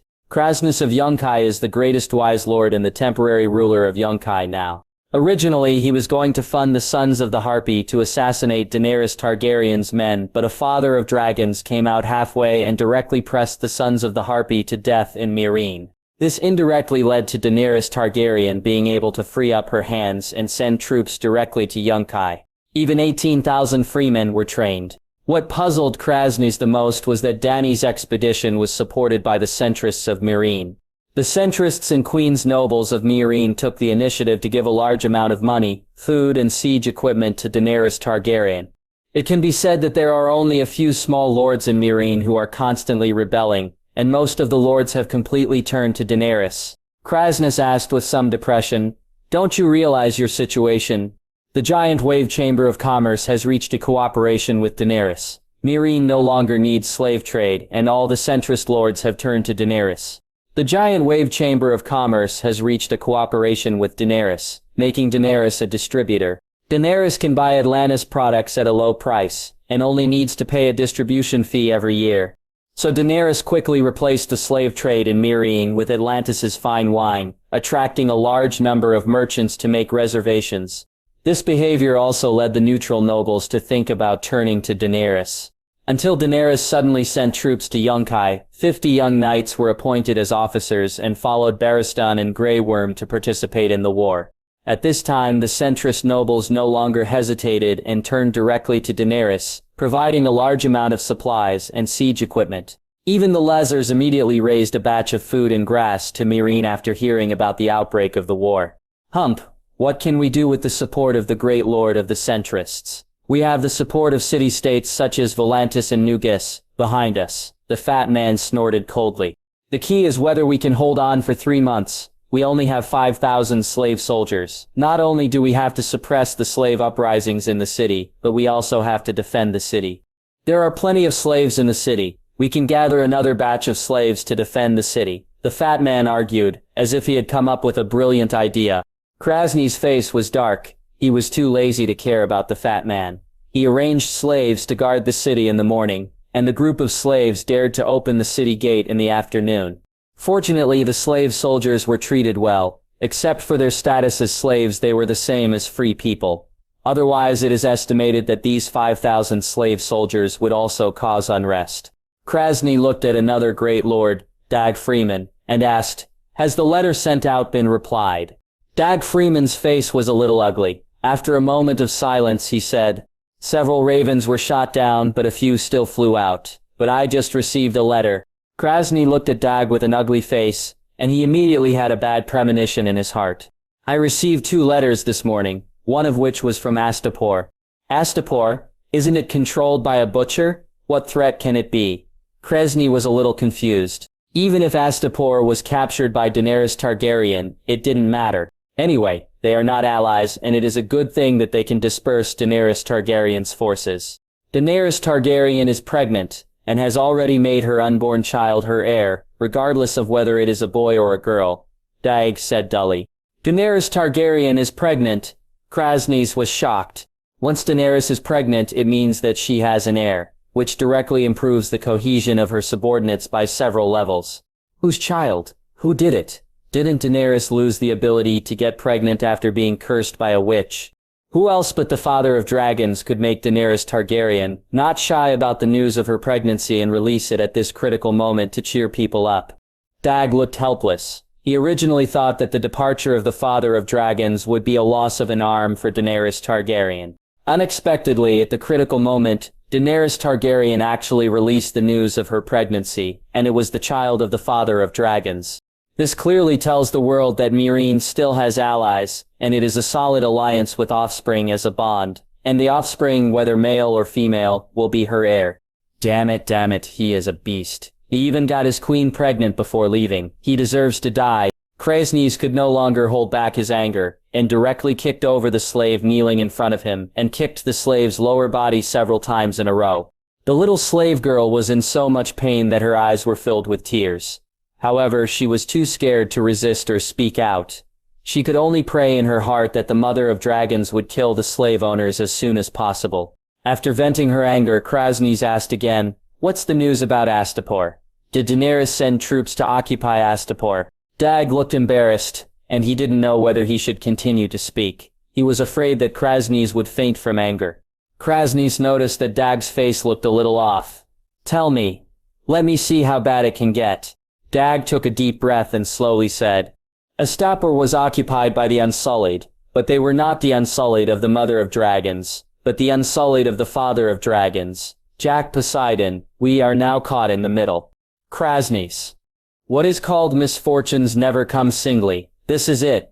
Krasny's face was extremely ugly. Daenerys had not entered the city to sweep before. But now if the city wall is breached, Daenerys will settle accounts with these wise lords. Krasny, I think we need to evacuate Yunkai. The letter said that Jack Poseidon can control Poseidon, and the gate of Astapor is like thin paper in front of Poseidon. Poseidon? Bullshit, how can we retreat now? Yunkai has been surrounded by Daenerys. Krasny almost lost his mind, and the faces of other great lords were not good either. If they had the confidence to hold on for 2 or 3 months before, now that they knew Daenerys was pregnant and the father of dragons occupied Astapor, they had to think about how to slip away.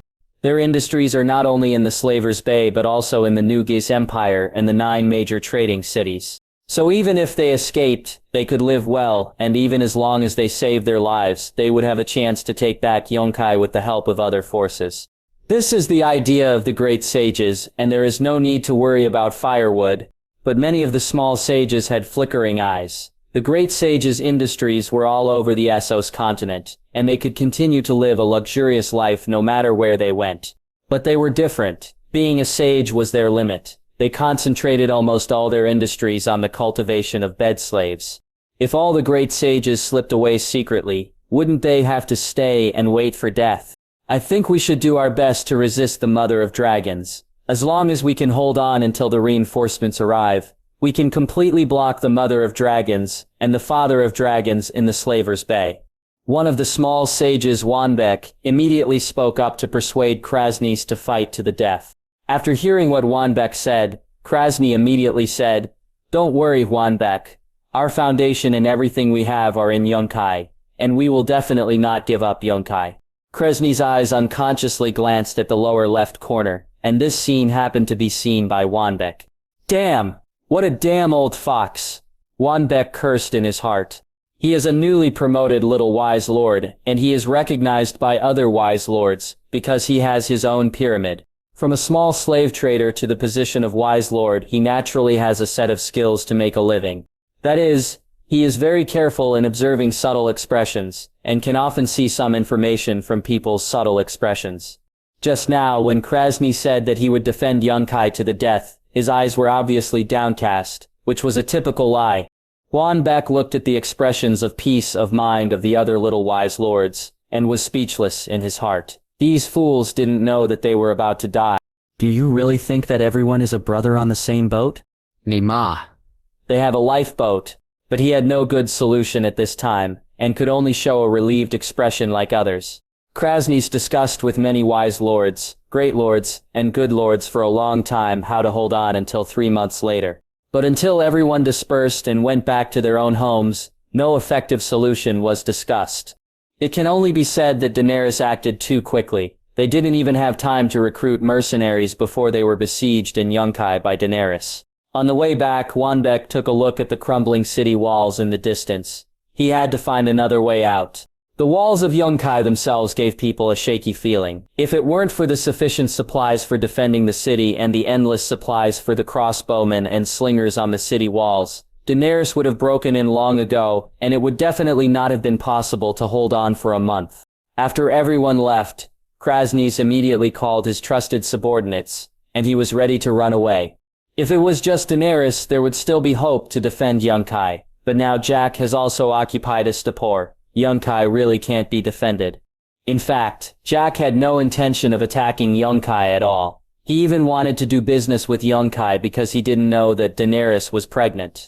But Krasny knew that in his opinion Daenerys was pregnant with Jack's child. So Jack and Daenerys were the same kind of people, in the same group. Krasny asked the maid to grind for him and then wrote a letter to Loch Lorak and Meereen, with a quill pen. In the letter, Krasny asked Loch Lorak to mobilize all the Sons of the Harpy to cause chaos, and it would be best if they could assassinate Daenerys Targaryen. Even if they couldn't assassinate, they had to create chaos, so that Daenerys would transfer some of the Unsullied back. Krasny didn't say why he did this, because only by doing this could he have a greater chance of safely evacuating Yunkai. As for what he said in the Pyramid Hall about defending Yunkai to the death, that was bullshit. Just to deceive those idiots. Now it is clear that Yunkai cannot be defended. If they had prepared earlier and hired some mercenaries, then Yunkai might have been able to hold on. But now there is no chance at all. The nobles of Meereen also funded Daenerys with a large number of siege equipment. Yunkai can't hold on for long. So the wisest choice for Krasny now is to get involved in the New Geese Empire, where there is still a prosperous slave trade, and a large number of his industries are also there. As for the life or death of other people, it was none of his business. It would be better if they died, and he would have fewer competitors. Thinking of this, Krasny immediately arranged for people to prepare. There were only 2 gates in Yunkai, but there were many small gates and many dog holes. Although Daenerys besieged Meereen, in fact she only surrounded 2 city gates. Daenerys' main attack area is the North Gate, and the West Gate is only guarded. At the same time, Dany gave the young knights 40 Kingshan each, and asked them to lead people to patrol around Yunkai, to prevent Yunkai's spies and messengers from going out. Finally, rewards were awarded based on the number of spies and messengers they killed. This will be the first battle for this group of young knights. Barristan was not prepared to let these young knights who had been training for about half a year participate in a real war. Knights are different from soldiers. The training cycle of knights is very long and their value is far higher than that of ordinary soldiers. So Barristan ignored the requests of these young knights and directly arranged for them to patrol with the few light cavalry that were of little use in siege. This not only allows them to see blood and experience the feeling of commanding a team, but also prevents them from encountering fatal danger, killing 2 birds with 1 stone. That morning, on the Poseidon at the Astapor Pier, Jack was in a good mood and sang, "At break of day, in hope we rise. We speak your name, we lift our eyes, tune our hearts, to your beat, where we walk." He sang awake, live with passion, and Jack's 5 notes were unprecedentedly strengthened after the crossing. He had to admit that singing really depends on talent, and some people are born with a good grasp of songs. But soon Jack was no longer happy, because Jack received the news brought by Kaido in a hurry. Daenerys is pregnant. The other party insisted that the child is his. Jack frowned. Isn't this a scam? Jack was definitely not wrong. Daenerys was cursed by the witch and lost the ability to get pregnant. Didn't they say that they had to wait until the sun rose from the west and set in the east, until the sea dried up? Jack glanced at the sun that had just risen in the east, and cursed in his heart. He knew what Daenerys' pregnancy meant.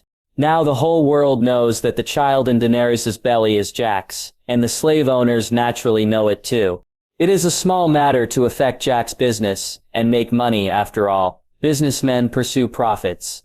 As long as the Seychelles Islands are not surrounded, there will not be much impact.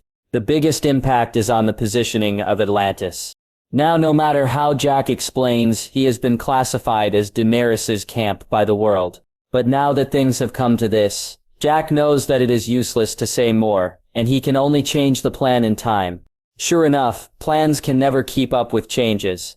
"Kaido, what is the situation in Yunkai?" Jack suddenly asked. Your Majesty, Marine has dispatched more than 20,000 people to directly surround Yunkai, but Yunkai is very resilient, but it has also reached the end of its strength. "You stay in Astapor. I will take 2,000 people to Yunkai." Jack is going to Yunkai in person. Daenerys released the news that she was pregnant with Jack's child, with the purpose of forcing Jack to join her camp. Since he was powerless to defend himself, he might as well go all out and charge into Yunkai to grab a bunch of jerk first. The wise lord of Yunkai was richer than the good lord of Astapor. After all, Yunkai was the second largest city in Slaver Bay, so it had to be stronger than Astapor. So Jack immediately contacted Poseidon in the deep sea and asked him to wait in the waters of Yunkai Pier. "Eri, bring the blazing flame." "Kaido, summon the Unsullied immediately." "I will go to Yunkai immediately." "Understood, Your Majesty." The two immediately prepared. Soon the Unsullied assembled. Jack rode on the blazing flame, and the Unsullied followed him, marching all the way. It usually takes about 6 to 8 days to get from Astapor to Yunkai. But Jack only took 5 days and arrived at the vicinity of Yunkai in the evening of the 5th day. At this time, the scouts of the Marine army had already discovered Jack and his party. After confirming that Jack and his party were not the slave owners' reinforcements, the scout team sent one person to contact Jack, and the others were ready to escape at any time. But soon the people sent by the scout team saw the person riding on the red Fergana horse. He was shocked. He didn't expect that the Prime Minister would bring 2,000 Unsullied to support them. Now Jack is still the Prime Minister of Marine. In addition, everyone knows that Jack made Daenerys pregnant. He has become the object of admiration for many men in Marine. It's okay to quickly stabilize the situation in Marine during his tenure as Prime Minister, but he actually made the Queen pregnant and then slipped away. It's really outrageous. "Prime Minister, why are you here?" "This is?" the scout asked with some surprise. He instinctively thought that Jack was here to support them, and there was no other possibility. "Of course I'm here to support you. Take me to see your commander." "Yes." The scout led the way for Jack's army without any hesitation. After all, according to the political structure of Marine, Jack, as the Prime Minister, is fully qualified to directly control the army of Marine. Soon Jack arrived at the camp of the Marine army with 2,000 Unsullied. Barristan and Jorah thought that it was the Unsullied reinforcements, newly added by Dany, but they didn't expect that Jack would lead them. They knew that Jack had thousands of Unsullied under his command, but they didn't expect Jack to bring Unsullied to support. "Long time no see, Barristan, Jorah," Jack greeted. But neither of them looked at Jack well, and Barristan was upset about Jack calling him a traitor.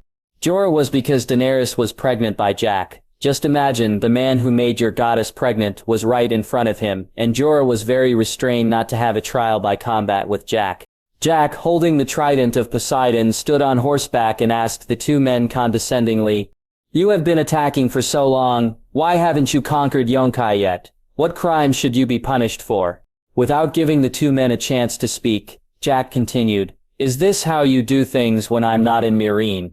After leaving me as Prime Minister, you can't even do such a small thing as conquering Yunkai, you rubbish." Jorah and Barristan then remembered that Jack seemed to still be the hand of the King of Marine, without Daenerys speaking, and Mandor was still the Deputy Prime Minister. Hand of the King! Hand of the King! When there is no king, the hand of the King can sit on the throne and act on behalf of the King, which shows the power of the hand of the King. At this time Jack suddenly scolded them in the name of the hand of the King, and they could not say anything to refute. Because it was true, before Jack left, Marine was indeed going smoothly. But after Jack left, they were blocked by the wise lord of Yunkai for a month when they attacked Yunkai for the first time. You must know that the wise lord of Yunkai has not hired mercenaries to defend the city for them. Mercenaries are their strongest means of defending the city. Give the order, the whole army rests for an hour, and I will personally summon the sea god to break the gate of Yunkai. In fact, facing the siege, Jack did not have any convenient method. If there were no Poseidon and Korachu, he could only choose the normal siege method.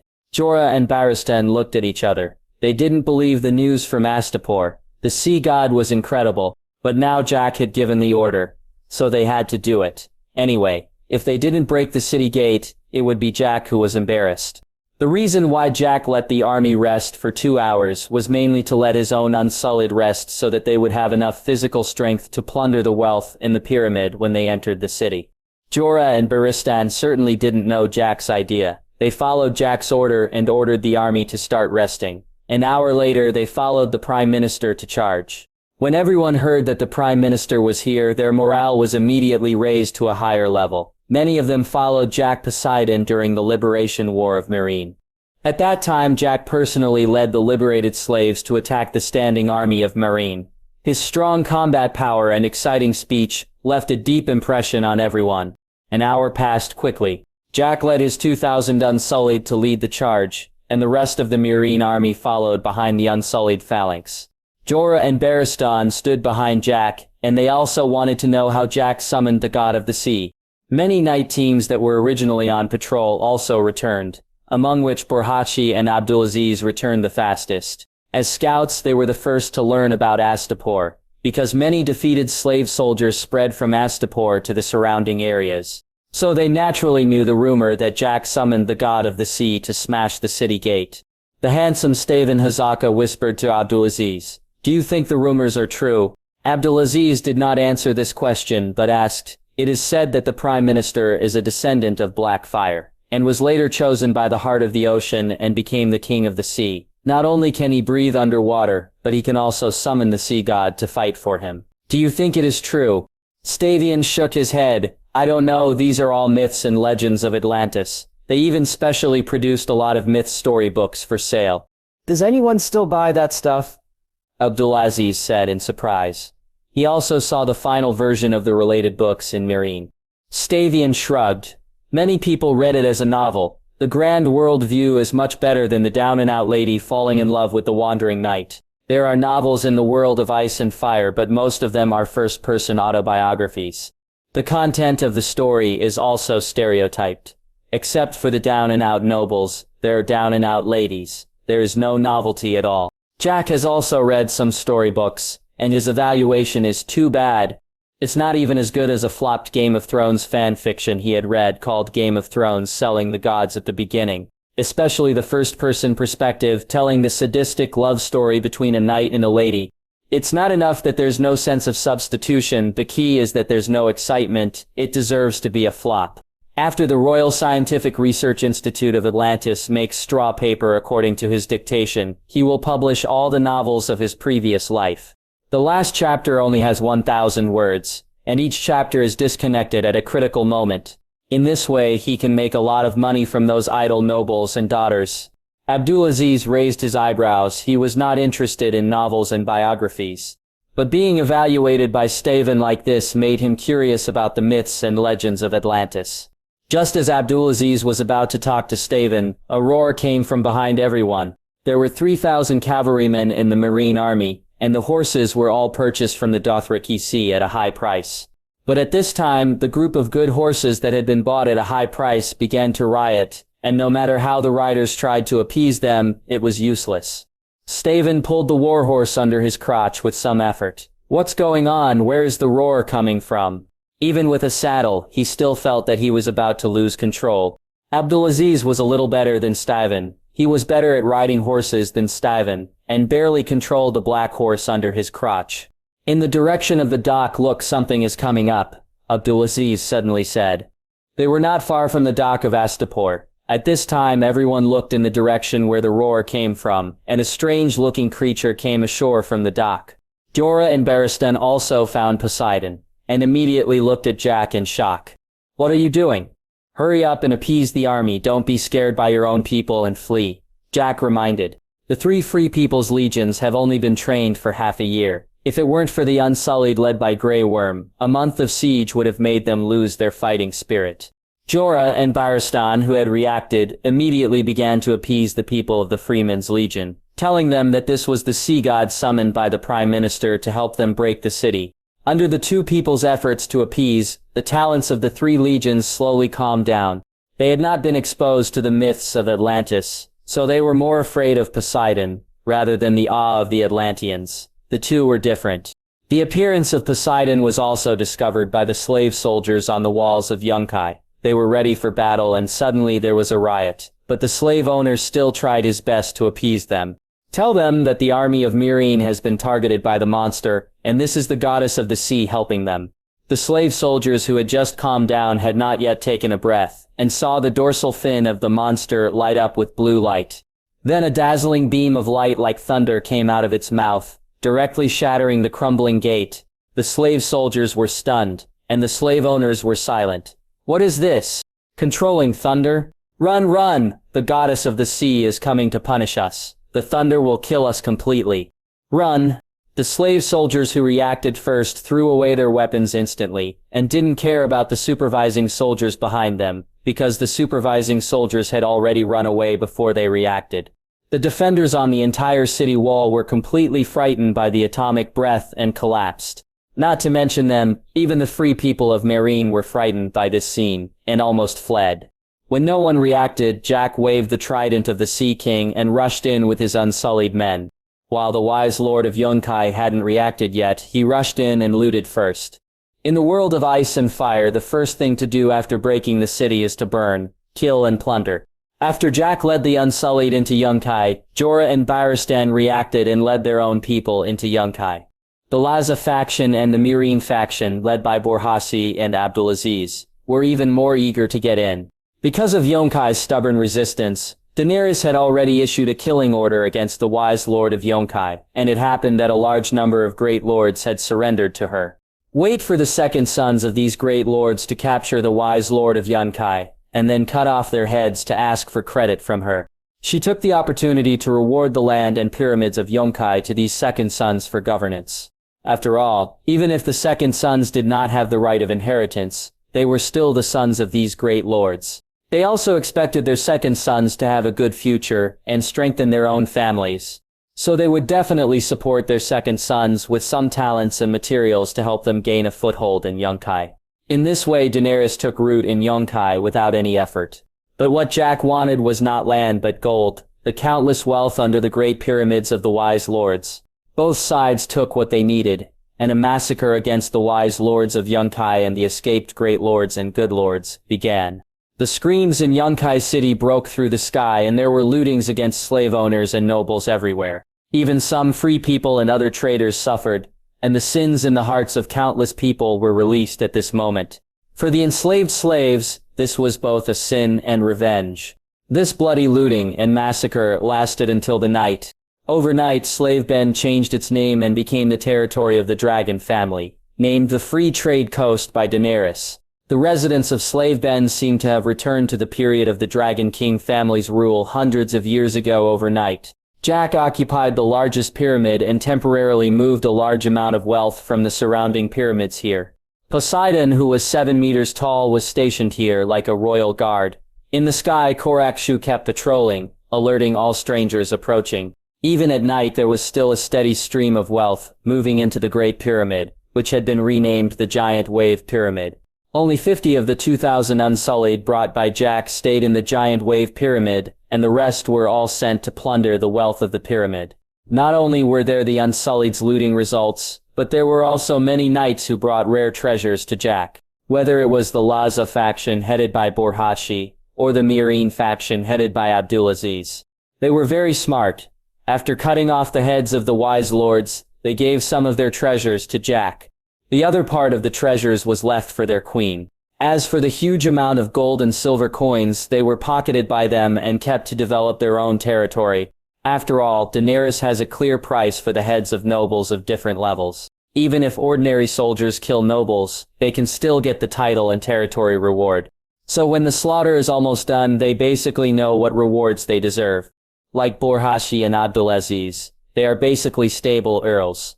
Although there was no specific distinction between titles in the original Slaver's Bay, since Daenerys is the one in power, It is natural to follow the tradition of Westeros.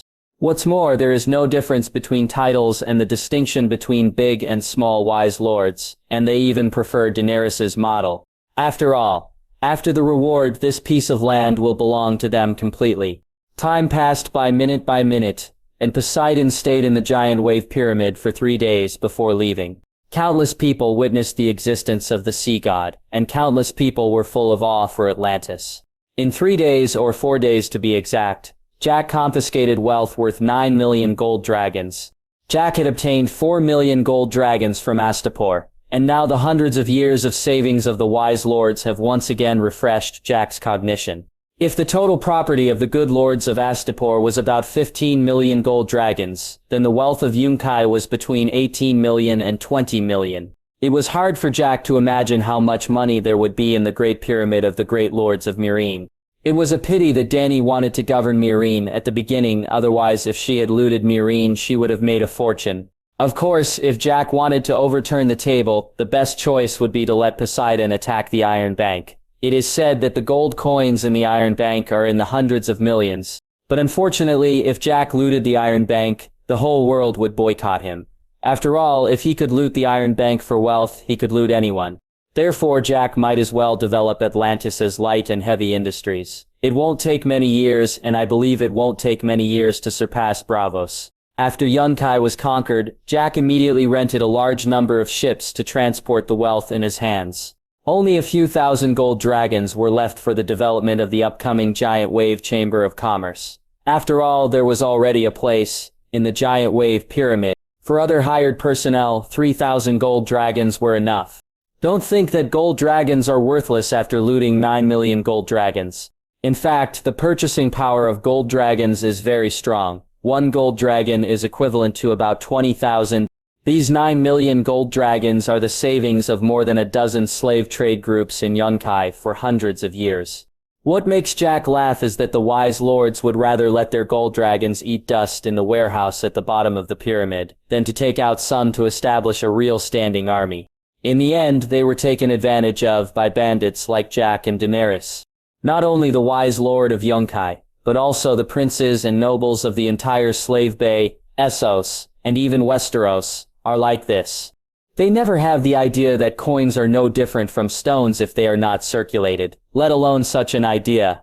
Although Jack was classified in Daenerys' camp this time and was destined to be an enemy of the slave city-states in Essos, his income was also very substantial. The ready-made wealth of 9 million gold dragons also designated Astapor as an overseas colony of Atlantis.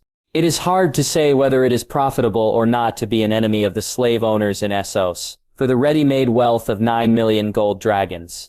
After all, Daenerys is pregnant with Jack's child. Although Jack is greedy for money and lustful, he still has to bear the responsibilities he should bear. Jack can't just say that he doesn't recognize the existence of this child, and then go to explain to the slave owners. Jack's dignity does not allow him to do this, and Jack was unwilling to be an enemy of the slave owners before, just because he wanted to develop steadily. But this does not mean that Jack is afraid of those slave owners. If he really wants to fight, with Poseidon's current strength, Jack is not afraid of any siege by the fleet. That's why Jack will send troops to Yunkai without hesitation. Anyway, the slave owners are mainly dealing with Daenerys. After repelling Volantis' naval fleet this time, it will be unrealistic for the slave owners to besiege Slave Bay again. Because as long as she waits a few years, Daenerys will be able to build a navy of her own. And the dragons will grow up quickly, and Daenerys will firmly control the sea power of Slave Bay. In this way, the threat of slave owners only exists when Daenerys' dragons have not grown up. 3 more days passed, and Daenerys came to Yunkai in person. Inside the giant wave pyramid, Jack saw Daenerys with a bulging belly. At this time, Jack had an indescribable feeling. Although he had the blood of the dragon family before, Jack had never felt a blood connection.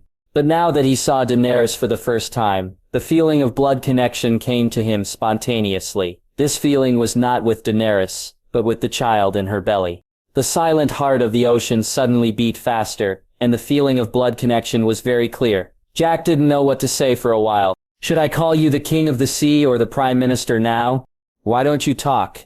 You like to ask me if the amount is large and if your belly is swollen. Now I ask you, are you surprised? Dany asked with a smile. Jack was speechless for a moment. Did you know that you have the ability to get pregnant? Yeah. I knew it after I entered the dragon spirit state with Drogon for the first time. Daenerys did not hide it at all. After entering the dragon spirit state, Daenerys' menstruation had returned to normal. Okay. Jack didn't know what to say. Daenerys clearly wanted him to have a child. Why did you find me? Wouldn't it be better to help you regain the Iron Throne by marrying a great noble in Westeros? This is not that Jack is hypocritical, but after Daenerys became pregnant, he had trouble establishing his heir. What Jack likes most is to make Victoria the queen, who is loyal to him and doesn't have to worry about foreign relatives interfering in politics. But now that Daenerys is pregnant, this means that once this child is born, he will be the eldest son. That is to say, this child not only has the right to inherit the Iron Throne, but also the right to inherit the Sea King. You can't really make Evelyn the queen, right? What kind of words is a you as queen? Your expression shows that you are worried now, Daenerys said. Is it so obvious? Of course, there is no need for us to talk. I know your ambition very well. I know it since I learned that you are the king of the sea. You are worried about the issue of succession now. Daenerys took Jack's hand and gently placed it on her belly. It's twins. I can feel it. I can give the firstborn child to you to raise, so you don't have to worry about the issue of inheritance. Jack narrowed his eyes slightly. If it was really twins and he raised the firstborn child himself, it would really solve the problem. Because Jack didn't need to establish a queen, the main reason for Jack to establish a queen was to have a clear heir so that the empire could be stable. In this way, Daenerys gave the eldest son to herself to raise. Jack didn't need to establish a queen, and the issue of succession was solved. What do you want? Daenerys rolled her eyes at Jack in a charming manner. I'm pregnant with your child. Why are you still so distant? Well, since you said so, I want you to help me take back the Iron Throne, and I won't give you the veil anymore. Westeros belongs to me, and Essos belongs to you. Dany saw that Jack was really going to be rude, and immediately interrupted Jack. She divided the two known continents of the ice and fire world into two parts just like dividing a cake. I know it. Jack didn't have to think about what else Dany wanted besides the Iron Throne. The Iron Throne is my lifelong pursuit. I am now the only heir to the Targaryen family. I am a real dragon, and I must take back everything that the dragon family has lost. Daenerys expressed her ideal, and the Iron Throne is her lifelong pursuit. Originally, she naively told her second brother Viserys that she just wanted to live happily. But since she found out that Viserys was not a real dragon, she suddenly realized that she was the real heir to the Iron Throne. From then on, she took the responsibility of regaining the Iron Throne on herself. I remember you are Rhaegar's sister, right? Jack suddenly said. Daenerys looked at him in confusion. Yes, my eldest brother is Rhaegar Targaryen. It is said that he is the prince in the prophecy, but later it was said that his son is, but unfortunately all his children are dead. Jack nodded. He is dead, but not dead. The prince in the prophecy may still be alive. In the American TV series, Jon Snow is the son of Rhaegar, whose real name is Aegon Targaryen. It is the real Aegon Targaryen, not the Blackfyre Aegon of the Golden Company. Aegon Targaryen of the Golden Company, or Aegon Blackfyre, is most likely the child of Illyrio and his ex-wife Scylla. In A Dance with Dragons, Little Griffin made his debut and was called Aegon Targaryen, the son of Rhaegar and the legitimate heir to the Iron Throne. Similar to many speculations, the storyline is that Varys replaced the prince with a cat in the Red Castle and smuggled Aegon, who was still in his cradle, out of the palace. He grew up secretly in Essos and was handed over to the exiled Griffin, precisely at Varys' suggestion. He pretended to be drunk and died in a foreign land. John Connington and some other people in Westeros educated him. The purpose of education was to make him a perfect heir. It looks very delicate and old-fashioned, but there are still many loopholes. Although there are many matching objective details, including his age and Valyrian appearance, Connington has no conclusive evidence that this Aegon is the other Aegon. All he knows is what Varys said. Valyrian features are not uncommon in the free trade cities, especially Lys and Volantis. In A Song of Ice and Fire, especially in A Dance with Dragons, it is mentioned many times that there are a large number of silver-haired and purple-eyed people in these two places. It was not difficult for Varys and his accomplice Illyrio Mopatis to find such a baby, give it to someone like Connington who was eager to return to Westeros to find past glory, and then make up a credible story. The most interesting point comes from the conversation between Illyrio and Tyrion. When they set out from Pentos to find Griffin and others, Illyrio revealed 3 important pieces of information. Illyrio was madly in love with his deceased ex-wife, Silas of Lys. Silas of Lys had silver gold hair. 3. His relationship with Varys was not simple. This made Jack guess that Aegon Targaryen of the Golden Company was actually the child of Illyrio and his ex-wife Silas. Then, with the help and planning of Varys, they prepared to really replace the prince with a cat.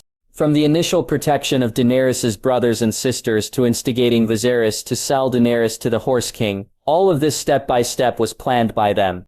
As the chief of intelligence, Varys has his little birds all over Westeros and Essos, and he is extremely clear about the military strength of the Seven Kingdoms.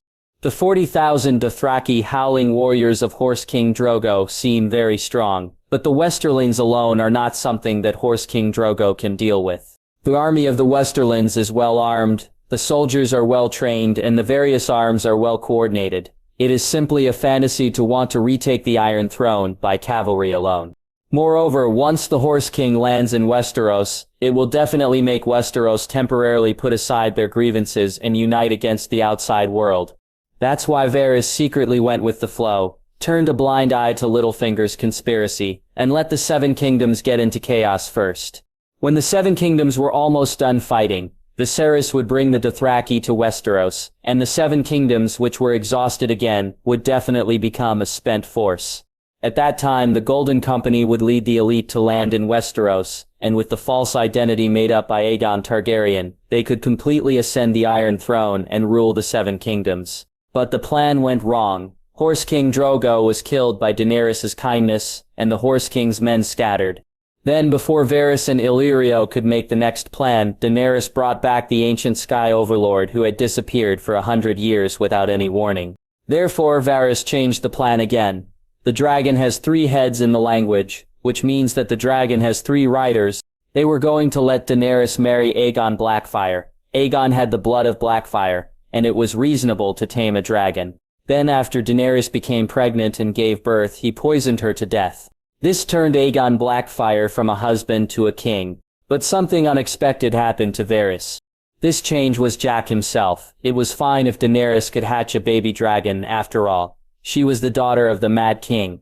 But a Blackfyre descendant suddenly appeared, and he was a pirate descendant, and he could get dragon eggs and hatch baby dragons. This made Varys have to suspect that it was a conspiracy of another unknown force. Jack didn't know what Varys' current plan was, and he didn't care. Perhaps dragons alone would not be able to rule the world, for dragons would also be killed by ballistae. But Godzilla can, especially Godzilla who can start giving birth to offspring in 20 years. Not to mention crossbows, even giving them Katyusha rocket launchers will not work. Dany's face changed and her tone became nervous unconsciously. What do you mean? Are you saying that my eldest brother still has a child alive? Daenerys looked ugly. If her eldest brother Rhaegar still had children alive, she would no longer be the only Targaryen heir. No longer the only heir. And whether Rhaegar's child is a boy or a girl, the inheritance rights will be on Daenerys' head. Is that child a boy or a girl? Dany's voice was bitter. The boy, the child of Rhaegar Targaryen and Lyanna Stark, has the blood of fire and ice, is the combination of ice and fire, the Prince of Words. Besides, Illyrio has no good intentions when it comes to protecting you and Viserys. Jack then told Daenerys about Illyrio and Varys' plan, and said, "These are just my guesses. After all, I don't know Illyrio very well." After hearing the news, Dany clenched her hands tightly, and her pink fists turned white from the exertion. Fortunately, Daenerys is no longer the little girl she used to be. She holds 3 dragons and tens of thousands of troops. What's more, Daenerys is not fighting alone now. She also has allies. Jack gently touched Daenerys' silver hair. Don't panic. Since you are no longer the first heir to the Iron Throne, you can build a true dragon throne yourself, and recreate the Targaryen dynasty. Or I can go to Westeros myself. As long as Rhaegar's child puts on black clothes or disappears, you will be the first in line to succeed. You can make your own choice. If you want the Iron Throne, make your choice, and I will clear the way for you. Jack's words left Daenerys in a tangle. Looking at the entangled Daenerys, Jack sighed in his heart. Daenerys, who is not yet completely darkened, can't let go of the trace of kindness in her heart. If Jack were Daenerys, he would definitely choose to kill Jon Snow without hesitation. What's more, Jon Snow also assassinated Daenerys in the American TV series, who had just won the Iron Throne. Unfortunately, Daenerys worked hard all her life, but she allowed Bran Stark to ascend the Iron Throne. In the end, Daenerys' choice was not what Jack expected. Thank you for going there in person, but that child is my eldest brother's heir after all. Let him go to the Great Wall to serve as the commander-in-chief of the Night Watch. This arrangement is not too bad. Jack raised his eyebrows slightly. Have you decided whether to kill him or make him the commander-in-chief of the Night Watch? Daenerys kissed Jack gently on the lips. Well, I've thought about it, commander-in-chief of the Night Watch. He is my eldest brother's child. I can't kill him. Jack pinched Dany hard and said, okay, I'll go to the north in person. In fact, Jack is more inclined to kill Jon Snow and eliminate him directly before his identity is revealed. In this case, it would be useless even if people later accused Daenerys of sending someone to assassinate Jon Snow. Because Daenerys is the last of the Targaryens. And Dany can say that this is Jack's arbitrary decision, and if she has any objections, she can go to the Poseidon of Atlantis to protest. Jack actually wants Daenerys to sit on the Iron Throne because no matter what, Daenerys still has his own child in her belly. In other words, as long as Daenerys ascends the Iron Throne, Jack's heirs can ascend the Iron Throne. Daenerys rubbed her butt and frowned. No matter how soft it is, you can't use such force. What should I do if it breaks? Does the Volantis fleet need my help? Jack asked again. Speaking of this, Daenerys suddenly remembered the legend of Poseidon. What is that Poseidon? It's an ancient creature like a giant dragon. It's a little stronger than a giant dragon, but it can't fly. Jack said both truthfully and falsely, and at the same time stretched out his thumb and index finger to make gestures. Then you can really breathe in water? Daenerys' big purple eyes were full of curiosity. Don't you feel there's something special about the baby in your belly? Daenerys nodded slightly when she heard this, and did not continue to discuss this topic, because the answer was already obvious. Daenerys sighed. Then these two children will most likely be able to climb volcanoes and swim into the sea. What do you think of the Volantis fleet? Jack asked again. We don't need you. The Kaiser Pass is completely under our control. In addition, we have killed all the wise masters of Meereen. If they have endless supplies, they can use them with me on the free trade coast. When Daenerys said this, there was a clear look of pride on her face. Ever since she became pregnant, she knew that the free trade coast was definitely not something slave owners could blockade. They both know each other's shades, so Daenerys knows exactly what Jack is like. Although it seems unremarkable, the bottom line and responsibility are still very high. With Jack's joining, even if he was forced by the child, she believed that Jack would not watch herself being besieged by slave owners. Okay, in that case, I'll set off today. Jack was already impatient to go to Westeros. In the American TV series, Daenerys' line can only be regarded as a secondary line, and Westeros is the center of the Game of Thrones. He naturally wanted to see most of the characters in the series, especially the female characters. Judging from Daenerys' appearance, the main characters in this world are different from those in the American TV series, and only the shadows of the characters in the American TV series can be vaguely seen. Let's go tomorrow. Stay with me tonight. Daenerys suddenly grabbed Jack's hand. Jack was stunned and glanced at Daenerys' belly. The meaning was self-evident. And Daenerys didn't say anything, just licked her sexy lips gently. Seeing this, Jack said, Hey, women have misled me, so I will reluctantly accompany you for another night. The next morning at the dock of Yunkai, after Daenerys sent Jack away, she immediately asked her maid Jiki to call for a court meeting. Missandei was not with her, because Daenerys could not convince Jack with just her mouth. So she could only ask Missandei for help, which led to Missandei not waking up yet, and Jack drove his own Poseidon to Westeros. He did not even bring the Unsullied, but only 9 royal guards as guards, and 2 personal attendants, Ellie and Jaeger. Not everyone in Westeros is an enemy of the dragon family, and there are many allies that can be won over. At the speed of Poseidon pulling the boat, Jack can reach the narrow sea in about 4 months. And Jack plans to go to Dorne first.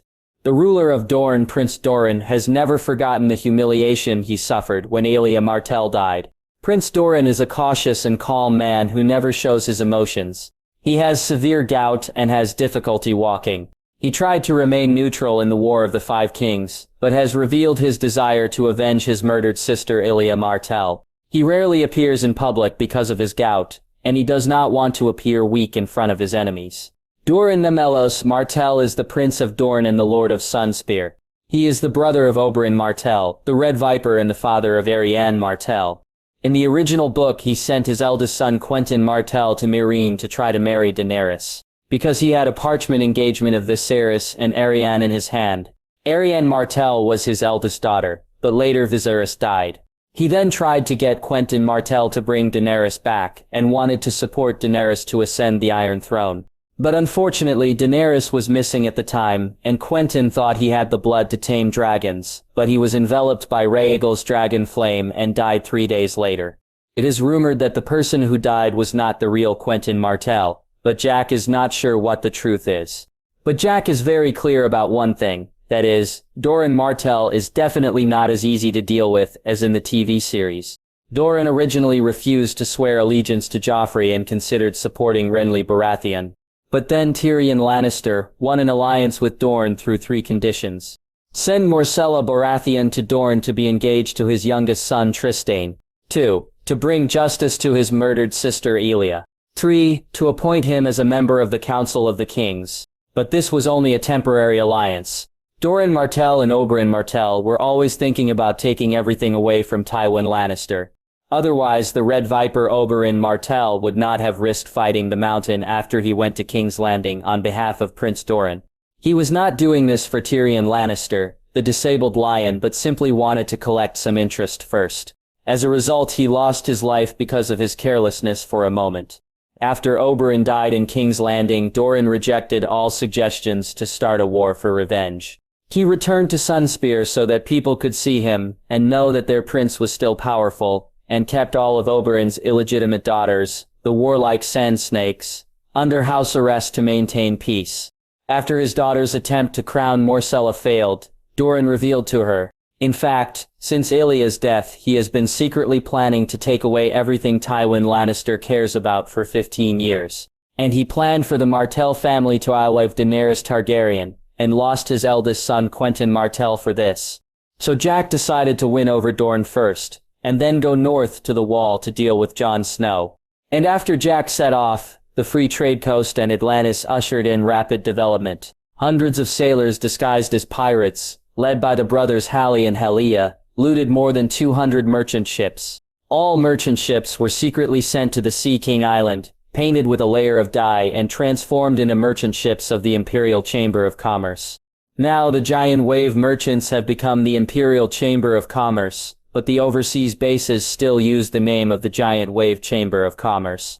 It was equivalent to the Atlantis government setting up a department to regulate the Chamber of Commerce, and Rutger also successfully became the director of the Imperial Chamber of Commerce Department. Today, the number of Atlantis merchant ships has increased to 480 and the population and commodity production of the entire Sea King Island have begun to explode. On the Meereen side, Daenerys also organized a siege and won a great victory. From then on, this pirate group that frightened the merchants disappeared, and Astapor quietly added 500 navy. Today, Atlantis has insufficient population and the demand for the navy is not that great. So Jack let the navy led by Sorge freely absorb sailors for development. Anyway, with Poseidon, the navy does not need much combat power. Jack will set up a military academy on Sea King Island. Wait for the first wave of grassroots officers trained in the military academy on Sea King Island to graduate and directly parachute into the Navy. Then replace the Navy soldiers with the new generation of Atlantis in a few years. When Daenerys returned to Meereen, she conferred titles on her knights, and the worst ones were all conferred as barons. Those above the rank of Earl were called adults, such as Duke, Marquis, and Earl. Those below the rank of Earl were collectively called knights. A group of young knights composed of second sons proudly separated from their fathers and took their belongings to Yunkai to rule their own territories. Because their noble titles were not inherited, but fought for on the battlefield. And their father was also very proud and gave a lot of stewards and wealth. Daenerys stabilized Yunkai very easily, and these nobles conferred by her personally would be her loyal supporters. Among them, Borhashi was the most excited, and he was conferred the title of Earl. From then on he had his own territory and his own army. He can make armor and weapons in his own territory and provide them to his tribe, and as the heir of the tribe, his father will support him with all his strength. It can be said that after owning the territory of these young nobles of the Lazar faction will have a development speed that exceeds that of the young nobles of the Meereen faction. Because some of them are the heirs of the tribe and the other part is the best second son of the tribal chief. So after the canonization was completed, he immediately wrote a letter to his father. The content of the letter can be summarized as follows. Father, I have become an earl. Please support me with talents and materials. Please believe me, give me 10 years. I will tell the Dothraki clearly that from now on, it will be easy to attack and defend. If the enemy can go, I can go too. After receiving the letter, Borhashi's father hesitated for a night without sleeping. He knew his son's ambition and always wanted to lead the Lazar people and the Dothraki people to go to war. In the end, the old father who had not slept all night convened a tribal meeting, and then everyone unanimously decided to bet on the future of the tribe and fully support Borhashi's idea. Borhashi's father bet all his wealth on him.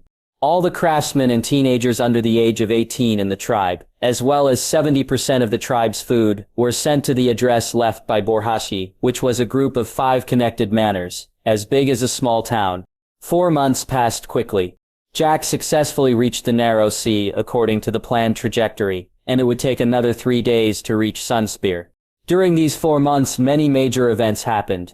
First, the sons of the Harpy and Meereen were completely eradicated. The Lorak family and the Merrick family coincidentally reported other families at the same time. Their 2 families were pardoned by Daenerys, but the other 4 Great Lord families were directly uprooted, and 2 of the pyramids were awarded to the 2 families. And Dany organized her nobles and participated in the cooperation with the Big Wave Chamber of Commerce, which completely connected Meereen and Yunkai. Atlantis also began to buy slaves on a large scale and opened the location of the Seychelles. A large number of merchants bought young slaves in other free trade cities, and then sold them on Trident Island, one of the 5 affiliated islands of Sea King Island. Then they took the money from the sale to purchase goods on Crescent Island, which had a large amount of soap, glass, silk, and other commodities. But Poseidon Island is still not open to the public, and countless merchants are full of curiosity about Poseidon Island in the center of the archipelago. However, although they are full of curiosity, no one dares to sneak into the scope of Poseidon Island. Because it is the nest of the sea god, if you are not an Atlantean, rash entry will only result in the destruction of the ship and the death of people. Now the world is half believing and half doubting the sea god of Atlantis. Except for those who have seen Poseidon with their own eyes, others do not believe that there are powerful creatures older than dragons. Many people have found traces of Godzilla in the waters of the Seychelles Islands, some of whom are bragging or misidentifying creatures. But some merchants really saw Godzilla because Poseidon came back to protect the islands after the Seychelles Islands were announced. At that time, the 300 warships of Atlantis were divided into 2 groups, and 100 of them wanted to rush directly to the Seychelles Islands. As a result, Poseidon, who was driven back, intercepted halfway, and all 100 large ships were torn to pieces, and thousands of people died without survival. This battle shocked the world and made those who had seen Poseidon realize that the reason why the god of the sea is the god of the sea is not because of the bragging of Atlantis, but because the god of the sea and the sea is like a real god. The 200 warships heading to the slave base suffered heavy losses. They were ambushed by the merchant ships that Daenerys temporarily rented and modified. In the end, they left with only 30 warships and hurried away. Daenerys also had her own warships. As for the Korth Camel soldiers who originally came to support, they were like a joke and returned halfway. The Volantes did not believe in the legend of the god of the sea. They believed that the 100 warships should be like them, ambushed, and in the end everyone was willing to fight to the end, which led to the annihilation of the army. For this reason, Volantis officially declared war on Meereen and Atlantis, and actively called on other city-states to boycott Atlantis's goods. At the same time, it announced to the outside world that it would organize a huge alliance and then launch thousands of warships to attack Slave Bay and the Seychelles. Although Volantis' slogans were loud and there were many responses, such as Korth, Nugis, and Tauros. But in fact, except for Volantis, which took action to boycott Atlantis, other city-states were just showing off. Then they did business and invited the Big Wave Chamber of Commerce to settle in, without paying any attention to Volantis' words. Even Volantis itself had many merchants selling Atlantis' fine wine, soap, silk, glass and other goods. After all, although Daenerys shouted to liberate the world's slaves, she obviously did not continue to show for it after occupying the Slave Bay. Although they no longer have the slave trade center of the 3 cities in the Slave Bay, but Essos will naturally have other cities to replace the Slave Bay and become the next Marine, Yunkai and Estapor. For example, Qohor, which is adjacent to the Dothraki Sea. Since the Slave Bay became a free trade coast, all the Dothraki slaves were sold to Qohor. Another example is New Gis. Because Daenerys' goal is the Iron Throne, after occupying the free trade coast, Daenerys did not continue to attack New Gis. Therefore, the slave trade in New Gis ushered in unprecedented development, and part of the business in Slaver Bay was absorbed by New Gis. The whole Essos temporarily calmed down, and Daenerys took this opportunity to accumulate strength to build warships, and also placed a large number of warship orders with Braavos, which also opposed slavery. Braavos had just completed the Order of Atlantis, and then received another order from Daenerys. At the speed of Braavos launching a warship every few days, Braavos can earn at least 2 million gold dragons this time, of which Meereen accounted for the majority, because Atlantis not only modified 39 large ships, but also ordered a large number of fast ships. At the time of delivery, hundreds of older shipbuilders were taken away at the price of 200 gold dragons. There are as many shipbuilding craftsmen as you want in Braavos. As a city-state composed of a large number of small islands, the last thing they lack is shipbuilders. After these hundreds of old shipwrights were bought, their shipyards could recruit more young shipwrights in a blink of an eye, and although these workers were not slaves, they were actually the same as slaves in the eyes of the nobles of Braavos. They just needed to be paid. It is precisely because of this that these old shipbuilders are experienced. But the wages are high, and the physical strength when working is not good enough. On the contrary, the young craftsmen recruited will have rich shipbuilding experience in just a few years. At the same time, they are physically stronger, and can contribute to the shipyard for a few more years. So when the shipyard in Braavos heard that Atlantis was recruiting experienced shipbuilding masters, they sold these old workers to Atlantis in the form of outsourcing. These old workers had to sell their property and go to Atlantis with their families. Because Braavos has no shortage of shipbuilders, they have devoted their whole lives to the shipbuilding industry, and they can do nothing but shipbuilding. This led to no one being willing to recruit them after they became unemployed, and rich experience was not an indispensable advantage.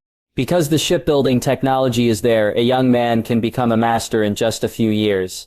Then he can work for the shipyard for a few more years in the Golden Age. It is much more cost-effective than these old men in their 30s and 40s. So they would starve to death sooner or later if they stayed in Braavos, so they might as well go to Atlantis and take a gamble. They didn't need good treatment, they just hoped to get 1/10 of the big pie that the Atlanteans had drawn. You should know that the Atlanteans paid them on an annual basis 13 gold royals a year, and various vacations and benefits. Even if they didn't want half, they would be satisfied with just 3 gold royals. As for vacations and benefits, they didn't care at all, they knew it was fake. So when Atlantis left Braavos, there were 756 more shipbuilding masters on board, as well as their families, a total of 3,000 people. 3 days flew by. Sunspear is the castle of the Martell family, and the capital of Dorne. It is located north of the Green Blood River, on the southeastern coast of Westeros, surrounded by sea on 3 sides. Falling Water Gardens, the private residence of the Prince of Dorne, is located on the beach 3 leagues west of Sunspear, separated by a coastal road. On this day, a huge ship of more than 60 meters came towards the dock of Sunspear City. Countless businessmen and workers who were busy at the dock stopped to look at this huge ship. Some of the traveling merchants recognized the Poseidon at a glance. "This is the Poseidon. Why did the Poseidon come to Dorne?" a lean businessman said in shock. "Poseidon, is that the name of this ship?" some merchants and porters who didn't know asked. The lean businessman suddenly felt a sense of superiority in his heart, laughed, and then said proudly, "The Poseidon is the exclusive vehicle of the Atlantis Poseidon. It is said that the Poseidon always travels on the Poseidon. Moreover, there are never any guards on the Poseidon, except for the necessary sailors and 9 royal guards. They are all young and beautiful maids. The interior of the Poseidon is very luxurious. It is said that it is completely like a mobile palace on the sea, with rare treasures presented to the Poseidon by others placed everywhere." After listening to the lean businessman's introduction, someone immediately asked, "You're not lying, are you? There are no guards on the ship, and there are no fast boats following. How can Poseidon ensure his own safety?" Speaking of this lean businessman, he became more energetic. "That's because you have never seen the world, and Poseidon can command it." Before he could finish his words, a 4 to 5 meter red flag suddenly appeared on the bow of the Poseidon as it docked. Before anyone could react, a dull roar came, and everyone saw clearly. What kind of flag is that? It's clearly a giant red dragon. Even though they had never seen a giant dragon in their lives, they knew it was a giant dragon when they first saw Colaxio. There was a sudden commotion in the crowd, and a large number of people began to run towards Sunspear City. Standing in the crowd, the lean man was standing against the current, and suddenly there was an uncontrollable sense of nobility. Then his eyes flashed, and after observing that there was indeed no clipper following the Poseidon, a bold idea came to him. He wants to take this opportunity to become the Poseidon. Even though there was a chance that he would be killed by the Poseidon's guards and fed to the fishes, he still had to take a gamble. And I heard that the Poseidon was very friendly to the people when he was Prime Minister of Meereen, so he wouldn't kill him directly, right? At this time, Jack on the deck whistled gently, and Colaxio immediately retracted obediently. Jack then disembarked the ship with Colaxio and the royal guard. He was in no hurry to enter the city. Although Westeros had guest rights, Jack did not want to enter Sunspear. After all, guest rights are just a decoration. Although they are binding on most nobles, there are also the Frey family. Although Jack has confidence in the credibility of the Martell family, he has no foundation in Westeros, and does not have many guards. As the saying goes, a gentleman does not stand behind a dangerous wall, so Jack cannot cause trouble for himself. Everything he knew about the Martell family came from film and television novels, and it would be too rash to enter Sunspear City rashly. So Jack looked at Sunspear City at the dock, while waiting for the Martell family. A dragon appears on the docks, and Doran Martell will definitely send someone to check it out. At this time, Jack was looking at Sunspear City. It had to be said that Dorne had indeed undergone many changes since the Rhoynar people came here. Sunspear is built of brown earth and straw. It is located at the eastern end of a small sandy peninsula surrounded by the sea on 3 sides. It is adjacent to the Shadow City to the west. A triple meandering wall surrounds the castle and winds its way through the Shadow City. The 3 gates arranged in sequence provide easy access to the inner city. Visitors can reach the Palazzo Vecchio directly through the triple curved wall without having to walk several miles and wind around the maze-like town. The Spear Tower and the Sun Tower rise from the old palace, symbolizing Martell's spear and Rhoynar's sun respectively. The dark brown sandship castle was originally the Martell family's castle before Nymeria landed in Dorne, and is now part of Sunspear City. It looks like a large sailing ship that was washed ashore and turned into stone, so it is called Sandship Castle. The Shadow City to the west stretches westward in the shadow of the huge curved wall of Sunspear. Adobe shops and windowless huts attached to the lower walls, while stables, inns, taverns and brothels were further west, some with their own walls. The new house is attached to the neighbor's wall. Repeatedly, year after year, Shadow City has reached its current size. Although the Dornish people called it a city, it was no more than a small town, a strange, dirty, ugly town. The narrow streets in the city are intricate, like a maze. The bazaars are filled with spices from Dorne and the further east of the world. The characteristic Dornish houses made of adobe remain cool even in the hot sun. The triple curved wall was built about 700 years ago. A total of 3 walls surround Sunspear and snake through the Shadow City, forming a defensive partition wall. They can disorient the bravest of enemies.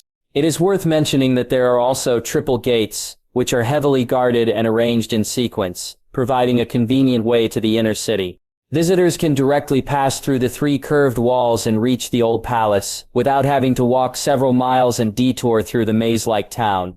In addition, there are famous buildings such as the Old Palace, the Spear Tower, the Sun Tower, and the Sand Ship Fort.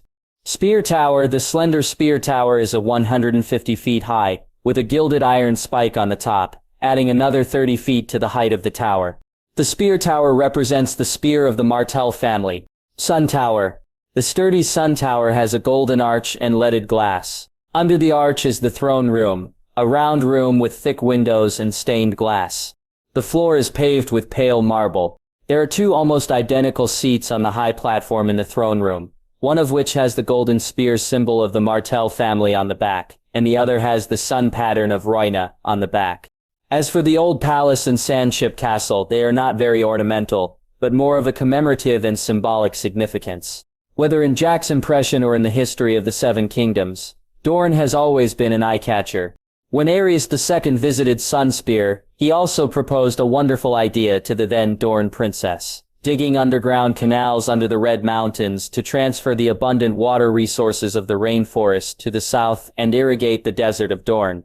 Jack had to sigh that Aerys II was so smart that he thought of transferring water from the north to the south. At the same time, Dorne also had many frictions with the Tyrell family on the border. The border grievances between the two families have a long history, but they rarely broke out into full-scale wars. Time passed by minute, and Jack didn't have to wait too long. A large number of soldiers suddenly appeared at the dock. A petite woman came to Jack with dozens of soldiers. G and the other royal guards suddenly became nervous and unconsciously put their hands on the hilt of the sword. The 9 of them were deeply brainwashed by the Atlantis culture. Once a conflict broke out between the two sides, they would not hesitate to sacrifice their lives to protect Jack's safety, even if Jack's combat effectiveness was far higher than theirs. And Khorrakshu instantly stood up his upper body and roared a warning. Now with a wingspan of more than 4 meters, Khorrakshu is already a behemoth, especially his evil appearance, which adds a bit of deterrence. Khorrakshu's roar immediately made the soldiers on the opposite side raise their spears and keep panting to suppress their fear. Jack gently raised his right hand. At Jack's signal, Khorrakshu obediently lay behind Jack, and the royal guards also put down their right hand on the hilt of the sword. Arianne Martell also waved his hand, and the Dornish soldiers also retracted their spears. In the first battle, Jack had a slight advantage with Khorrax, but it was only a slight advantage. After all, the Dornish had slayed dragons. So, although there was some fear, it was not as much as the fear of the other countries. Jack and Arianne looked at each other, and Jack had to admit that Arianne could definitely make people who liked black-skinned hot girls unable to extricate themselves. Arianne was plump and beautiful, with olive skin, big black eyes, and a head of black and shiny curly hair. She was short like her mother, only 5 feet 2 inches tall. Arianne was 20 years old. Although she was noble and very beautiful, she was still unmarried. Arianne was calculating, adventurous, and had a hot temper. She would work hard at all costs to get what she thought she deserved. She had no scruples about using her body to manipulate others and achieve her wishes. Sarah thought that she was more like her uncle Oberyn than her father, Prince Doran. She felt that handsome men were her weakness, especially when they had an adventurous and taboo temperament, which made her more attractive. This was the evaluation of Arianne Martell that Jack had seen on the website. Arianne was like a deadly little female snake, good at manipulating men with her body. By the way, the Dornish were the least populous of the 7 kingdoms. Due to the great migration of the Rhoynar in history and the relative isolation, the Dornish were obviously different from other Westeros people in culture and race. Based on their original Andals, the Dornish accepted many customs of the Rhoynar. The Dornish were known for their passion and sexual openness, and they were always suspected and hostile by the people of the borderlands of Dorne. The illegitimate son of Dorne was given the surname Shad.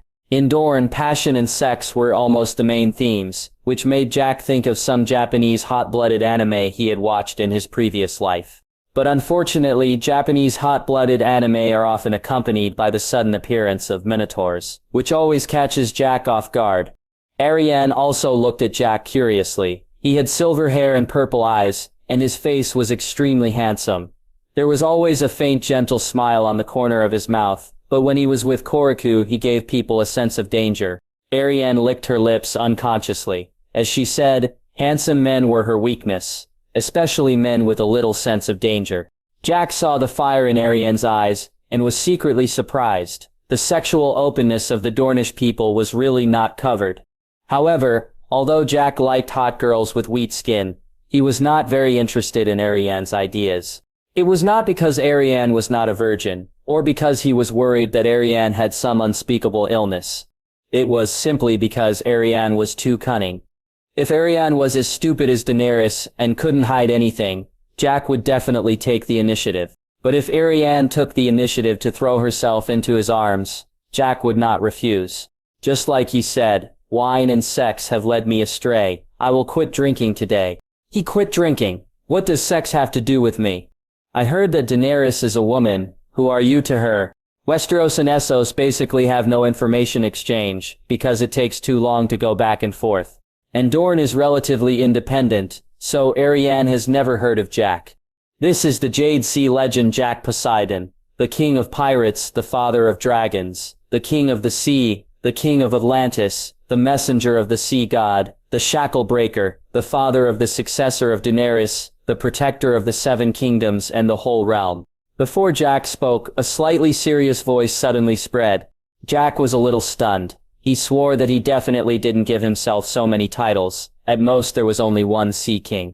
And Ariane was shocked by the last sentence. The father of the successor of Daenerys, the protector of the seven kingdoms and the whole realm, is also the father of dragons.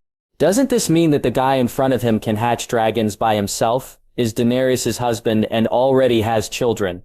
The desire for the handsome man that had just arisen in Ariane's heart disappeared instantly, and her brain began to work rapidly, guessing the other party's purpose in coming to Dorne. Jack looked at the person who spoke, a thin man who looked like a businessman. The lean man stepped forward and saluted, and then said respectfully, "Lord Poseidon, I have heard of your reputation for a long time. When I saw you today, I found that the description was somewhat inconsistent. You are younger, more handsome, and more majestic than the description." Jack was stunned for a moment. "Good guy, you're just flattering me, right? You're making it difficult for me." "Yes, the rumors are indeed not as good as mine. You are very discerning. What is your name and where are you from?" Shanks. Years of business experience have given him a strong ability to escape from his mouth. But he has never met such, how should I say, such a confident person. In fact, I have encountered them, but most of them are people who are not doing well. A person of Jack's level will basically be modest. Even if it's just to save face, he will still show off. Jack's sudden boast made Shanks a little confused about what to say, so he could only follow Jack's rhythm and introduce himself. "Dear Poseidon, my name is Shanks. I am a businessman. I once wanted to join Atlantis, but I was rejected." Jack's eyes narrowed and he immediately understood what Shanks was thinking. He just wanted to join him, or to be precise, join the Julang Chamber of Commerce.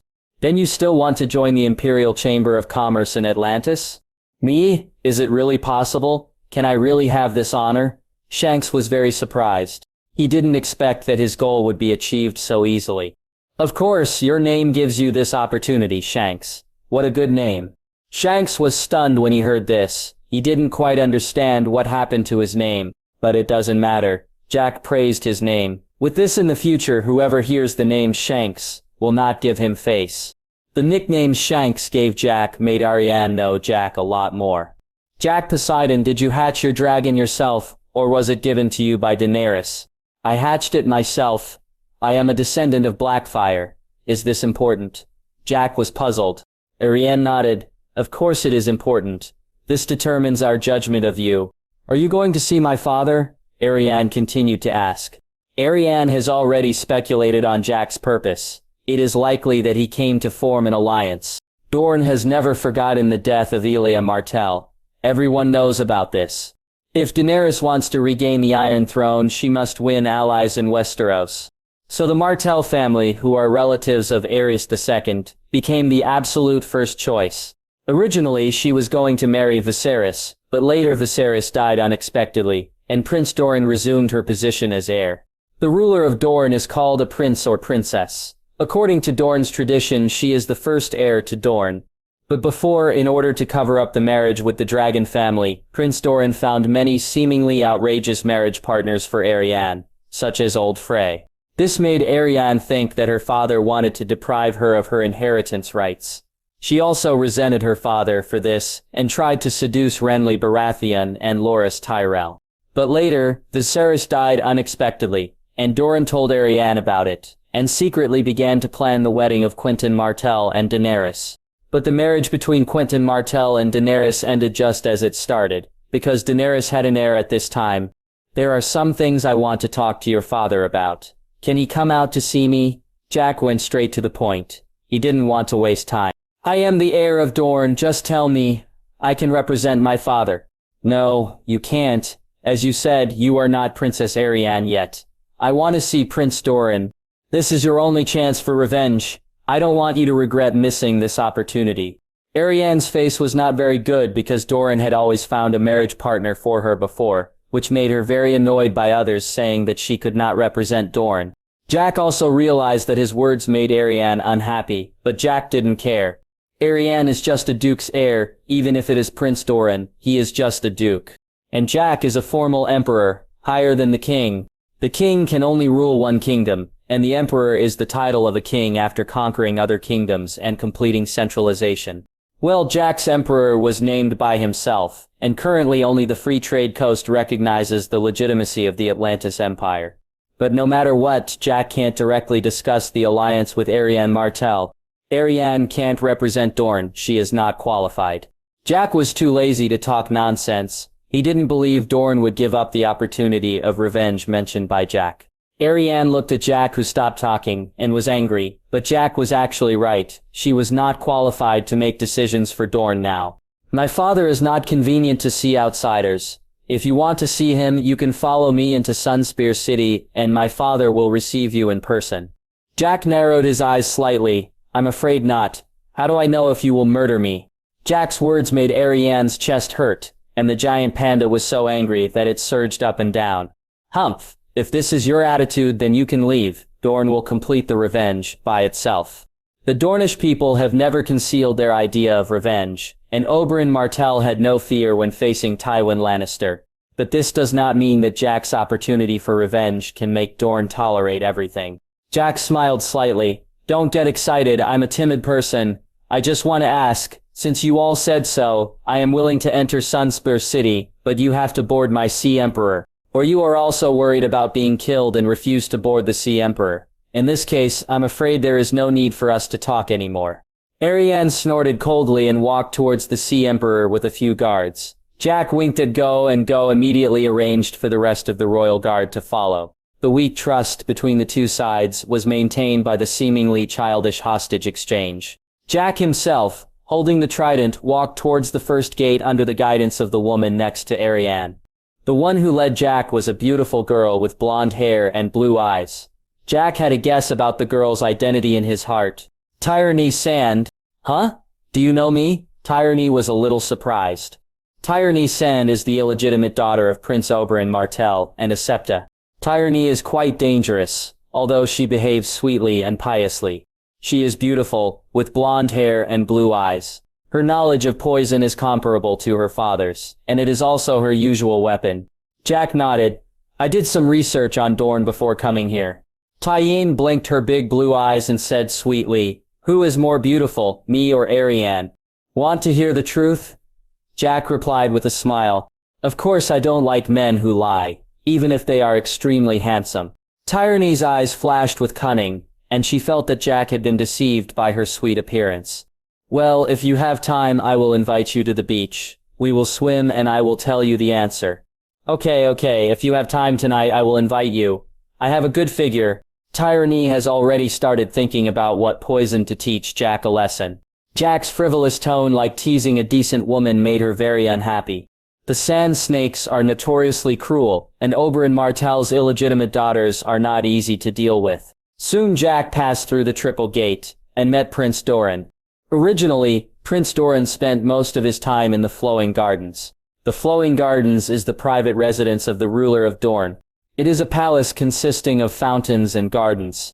It is located on the beach 3 leagues west of Sunspear, and a coastal road separates them. Prince Maron Martell built this garden as a gift for his Targaryen bride Daenerys, marking the union of Dorne and the Iron Throne.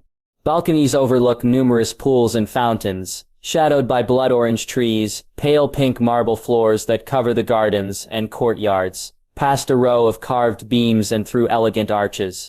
Autumn there is very refreshing. Hot days, cool nights, salty winds blowing from the sea, fountains and pools. There are many children there too, boys and girls of noble birth. Noble families and families from all over Dorne and all classes would send their children to the water gardens to be raised. Here, children can play together on the beach, in the pools and fountains. Prince Doran Martell often rested and thought here while watching the children play. As Prince Doran Martell told Sir Balin Swan, the Falling Gardens was indeed the place where he spent most of his time in the world. But he couldn't stay in the water garden all the time. Sometimes he had to go to the study room of the old palace to deal with some things. Father of Dragons? Prince Doran put down the book in his hand. Have you heard my name? Jack was surprised. I've heard some rumors that there are merchants who travel between Westeros and Essos, but I didn't know for sure who you were until it crawled in. As he spoke, Prince Doran pointed behind Jack. Jack looked back and found that Kolak Shu was stuck between the door frames of the study, and Jay was blocked by Kolak Shu. Caraxu did not go through the triple gate. It flew from the sky. After Jack entered the old tower, Kolak Shu was a little anxious, and rushed in directly, but he was stuck in the doorframe of the study, and Jay, who was guarding the door, was helpless. Jack's face was a little ugly, but he didn't expect that it was Kolakiu who made him lose face in the end. Sorry, Prince Doran, my child is a bit impatient. Prince Doran shook his head, and then asked the guards around him to split the doorframe, and then Kolaxiu ran out. After being freed, Kolaxiu immediately came to Jack's side and stared closely at the guards behind Prince Doran. Jack touched Kolakiu's head, and Kolakiu calmed down after being comforted. Prince Doran was able to let Kolaxiu break in not because he trusted Jack more, but because the old tower was already surrounded by soldiers at this time. If Jack took action against him, Jack would definitely be chopped into pieces by Dornish soldiers. So at this time, force became the basis for the two to maintain trust. Seeing that Kolaxiu had regained his composure, Prince Doran motioned for Jack to sit wherever he pleased. You came all the way from Essos to win over Dorne, Prince Doran told Jack's purpose. Yes, I am saddened by what happened to Miss Elijah Martell. I know that you have never given up on revenge. So I'm here with the intention of being the true master of the Iron Throne, to help you get revenge. Prince Doran was not excited by this, and just said calmly, I once tried to get Arianne to marry Viserys, but he died. Now Daenerys is also pregnant with your child, and there is no possibility of marriage. Nothing in Sunspear could escape the eyes and ears of Prince Doran, including the conversation between Arianne and Jack at the docks. Alliance does not necessarily require marriage, it can also be hatred and interest. Jack picked up the wine on the table and said, Poseidon brew, it only costs 6 gold dragons to purchase in Atlantis. Prince Daolan was a little surprised. Lu Jinlong? That's right, Lu Jinlong, I'm sure of it. But I spent 98 gold dragons, and I think that although it is delicious, it is not much more than the wine of Dorne.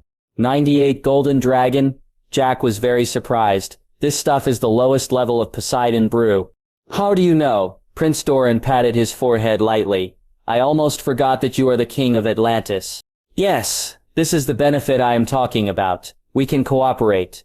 Atlantis will establish a factory in Dorne. The quality of life of the people of Dorne will be unprecedentedly improved, and the Martell family's tax revenue will also increase several times. Perhaps you will expand the dock by then because the number of merchants coming and going will increase several times. As for hatred, I don't think I need to go into too much detail. If there is anyone in the world who hates Lannister and Baratheon the most, I think there is no one else except Martell and Targaryen. But alliances without blood ties are unreliable, aren't they? Doran stared into Jack's eyes. Doran has lost a lot. How should I trust you? Once they agree to form an alliance with Daenerys, it means that all the families in Westeros will now be enemies of Dorne. Prince Doran, I think you misunderstood one thing. We have 4 dragons, tens of thousands of troops, endless golden dragons, and endless food. We don't need Dorne to take back the Iron Throne. But we want to be more relaxed and want to get revenge for all the people who were framed by the Lannister and Baratheon families. You know what I mean? It's an alliance, but it's more of a surrender. So the reliability between us depends on whether your oath of allegiance is strong. Jack's words made Prince Doran fall into silence. He liked peace, but he wanted to avenge his sister.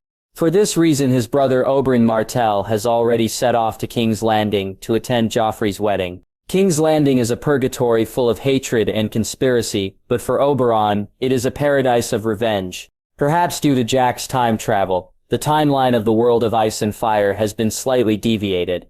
The Purple Wedding, which was supposed to take place in the 300th year of the Aegon calendar, was postponed for 2 years and held in January 3.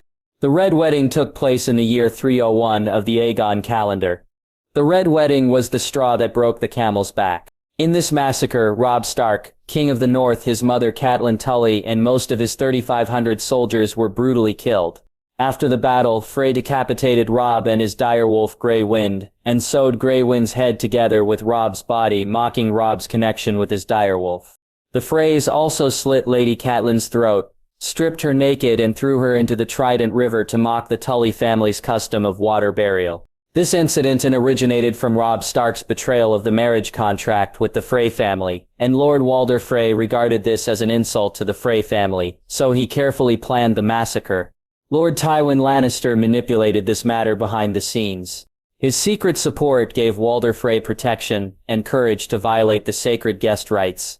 Since the Red Wedding, Winterfell has changed hands again. The sea monster flag of the Greyjoy family no longer flutters, and it has been replaced by the red flare flag of the Bolton family. Roose Bolton was named the Duke of the North, but he was not recognized by the nobles and civilians of the North. The Stark family has ruled the North for 8,000 years. Its influence on the North cannot be dissipated overnight. Walder Frey also gained many benefits from it, including granting Riverrun to Jenna Lannister's husband Emmon Frey. At the same time, this incident also completely destroyed the last bit of honor of the Frey family, because they tarnished one of the oldest and most sacred traditions in Westeros, the guest rights. After this, the Frey family was disgusted and hostile by most families in Westeros, including their allies. In addition, although no family wanted to break this right again, this incident still gave this ancient right a lasting negative impact, because in a strange castle, the safety of guests is no longer so completely guaranteed. For example, if Jack was not strengthened by Korakshu and the serum, even if Arianne Martell was a hostage, he would not choose to enter Sunspear. There was a long silence in the room. Korakshu seemed to be impatient with waiting, and let out an irritated roar, and scarlet sparks erupted from its mouth. Korakshu interrupted Prince Doran's contemplation. He looked at Korakshu's huge body and suddenly asked, "How old is it?" "It's 2 years old. It was born in 300 AC. I got it in 2099 AC. At that time it was still a fossilized dragon egg. I was planning to sell it. If Kolak had been born a little later, Jack might have actually sold it. Because at that time Jack never imagined that he was a descendant of Blackfyre, let alone that he would hatch a baby dragon. 2 years. Doran sighed with emotion. 2 years is such a huge amount of time. When it comes to understanding dragons, apart from the Targaryen family, the Dornish people are definitely second to none. They fought fiercely with dragons for a long time, and even killed them. Jack saw Doran's eyes and understood what Doran was thinking, so Jack immediately said, "Yes. He was as big as the palm of his hand when he was born, and his growth rate is getting faster and faster. It is a very magical creature." Prince Doran was silent for a moment and said, "Doran can be loyal to Daenerys, but before what you said comes true, Doran will not take the risk of publicly announcing his support for Daenerys." Prince Doran chose the safest way, seeing the rabbit first, and then flying the eagle. He has long had the idea of marrying a Targaryen. If Arianne marries Viserys or Quentyn marries Daenerys, any marriage can make Doran openly support the dragon family. But now Jack has only given Doran a piece of cake. As for revenge, that is his duty. Even if it is not to gain Doran's allegiance, Targaryen will take revenge and restore the country, so revenge is not a promise. Jack also knew that he could not frighten Doran, the old viper, by drawing big cakes alone. Doran was not as indecisive and cowardly as in the TV series. In that case, the matter is settled. I will let Atlantis build a factory in Dorne and even make ice cubes for sale so the nobles can enjoy it. But I hope that when Daenerys arrives at Dragonstone, you can directly raise troops and declare your allegiance to the dragon family. Can you do this?" Prince Doran showed a rare smile. The Dornish people never break their promises. As long as Daenerys returns to Westeros, we will definitely follow her. Prince Doran emphasized the pronunciation of fight back, which is telling Jack that he will only send troops if Daenerys truly decides to take back the Iron Throne. Otherwise, when Daenerys visited Dragonstone and he stupidly declared his allegiance to Daenerys, wouldn't the other kingdoms want to eliminate him, an ally of the dragon family, first? Jack also expressed no objection to this. He was more concerned about building the factory than Dorne's support for Daenerys. Conquering a force does not only rely on force. Just like Jack's previous thoughts about Astapor, he can completely conquer Dorne economically, a place that the dragon family can only conquer through marriage. Use Dorne's cheap labor and raw materials to produce goods, and then sell them to nobles in Dorne, Riverbend, and other places at high prices. In this way, not only the profit of the product is very high, but also a lot of transportation costs are saved. The conversation between the two parties ended happily. Doran Martell was limited by the limitations of the times, and Jack easily obtained the power to build factories in Dorne on the grounds of Daenerys' restoration. After Jack received Doran Martell's promise, he stood up and prepared to leave. Prince Doran personally delivered Jack to the gate of the old palace. "I sent you here. Enemies of the Martell family are everywhere. I don't want others to see me like this." Jack nodded and said sincerely, "Gout is really painful, and I'm deeply sorry for it. I wish you can one day walk on this passionate and romantic land again." Prince Doran smiled. "If you hadn't married Daenerys, I would have married Arianne to you." To be honest, compared to Daenerys, who he has never met, Doran Martell feels that Jack's ability and future are much stronger than the Mother of Dragons. Jack was slandering in his heart. "You old guy. I sent you such sincere blessings, but you asked me to marry a poisonous snake and go home, repaying kindness with hatred, right? Arianne is definitely one of the most dangerous women in the Seven Kingdoms, not much weaker than the scheming little Rose." After the two said goodbye, Trine took Jack back to the dock. On the way, Trine said sweetly, "Master Jack, I have prepared a very nice swimsuit. Why don't you stay one night?" Tyenne's voice was soft, and she looked as lovely as a summer strawberry. Her mother was a nun, giving Tyene an innocence that was almost unearthly. If Jack hadn't understood the original work, it would be easy to be deceived by this sweet appearance.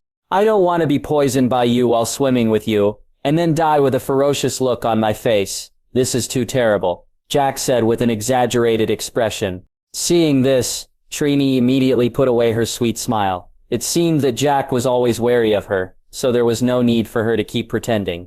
After the two arrived at the dock, Jack asked the royal guard to bring Princess Arianne down. "I had a great conversation with your father. Your father is much more stable than you." While Jack was speaking, a fleet of ships docked at the pier, and the people on board got Jack interested. Because all the people who got off the ship were Dorne's guards, and the last one to get off was a little girl. The little girl's golden curly hair and milky white skin made Jack couldn't help but look sideways. It was rare to see such a beautiful girl. Then a soldier came forward to report. After hearing the soldier's report, Jack knew that the little girl was Myrcella Baratheon. In order to win the support of Dorne, Tyrion Lannister sent Myrcella Baratheon to Dorne to marry Doran Martell's youngest son, Trystane Martell. But they went to Braavos to meet with Dorne's guards first, and then returned to Sunspear. Jack didn't expect such a coincidence that he actually met Myrcella here. Myrcella, like Joffrey and Tommen, is the child of Cersei Lannister and her younger brother Jaime Lannister, not Robert Baratheon's child. But Myrcella didn't inherit Cersei's viciousness like Joffrey, nor was she weak and indecisive like Tommen. She inherited her mother's beauty but not her character. She was kind, polite, and wise, like a noble and elegant lioness. She and Shireen Baratheon are known as the two most regrettable princesses in Game of Thrones. Shireen Baratheon is the daughter and only heir of Stannis Baratheon, but she was disfigured by grayscale. Later, Stannis sacrificed his daughter to the Red God. In Jack's view, when Stannis sacrificed his daughter, he completely lost the battle for the throne. Jack thought about it, and then said to Arianne, "I want to take Myrcella Baratheon away. Your father has pledged allegiance to Daenerys, and can no longer marry the Baratheon family." Jack took Myrcella away, on the one hand to prevent the Tyrell family from marrying the Baratheon family. On the other hand, he didn't want Myrcella to stay in Sunspear. Since he had met her, Jack had no reason to let her go. It was just a matter of convenience. He could have one more Cersei's most beloved daughter as a hostage, so why not do it? Arianne picked up the whip directly after hearing this. In her opinion, Jack was simply bullying too much. But at this moment a guard suddenly came to the dock and whispered something in Arianne's ear.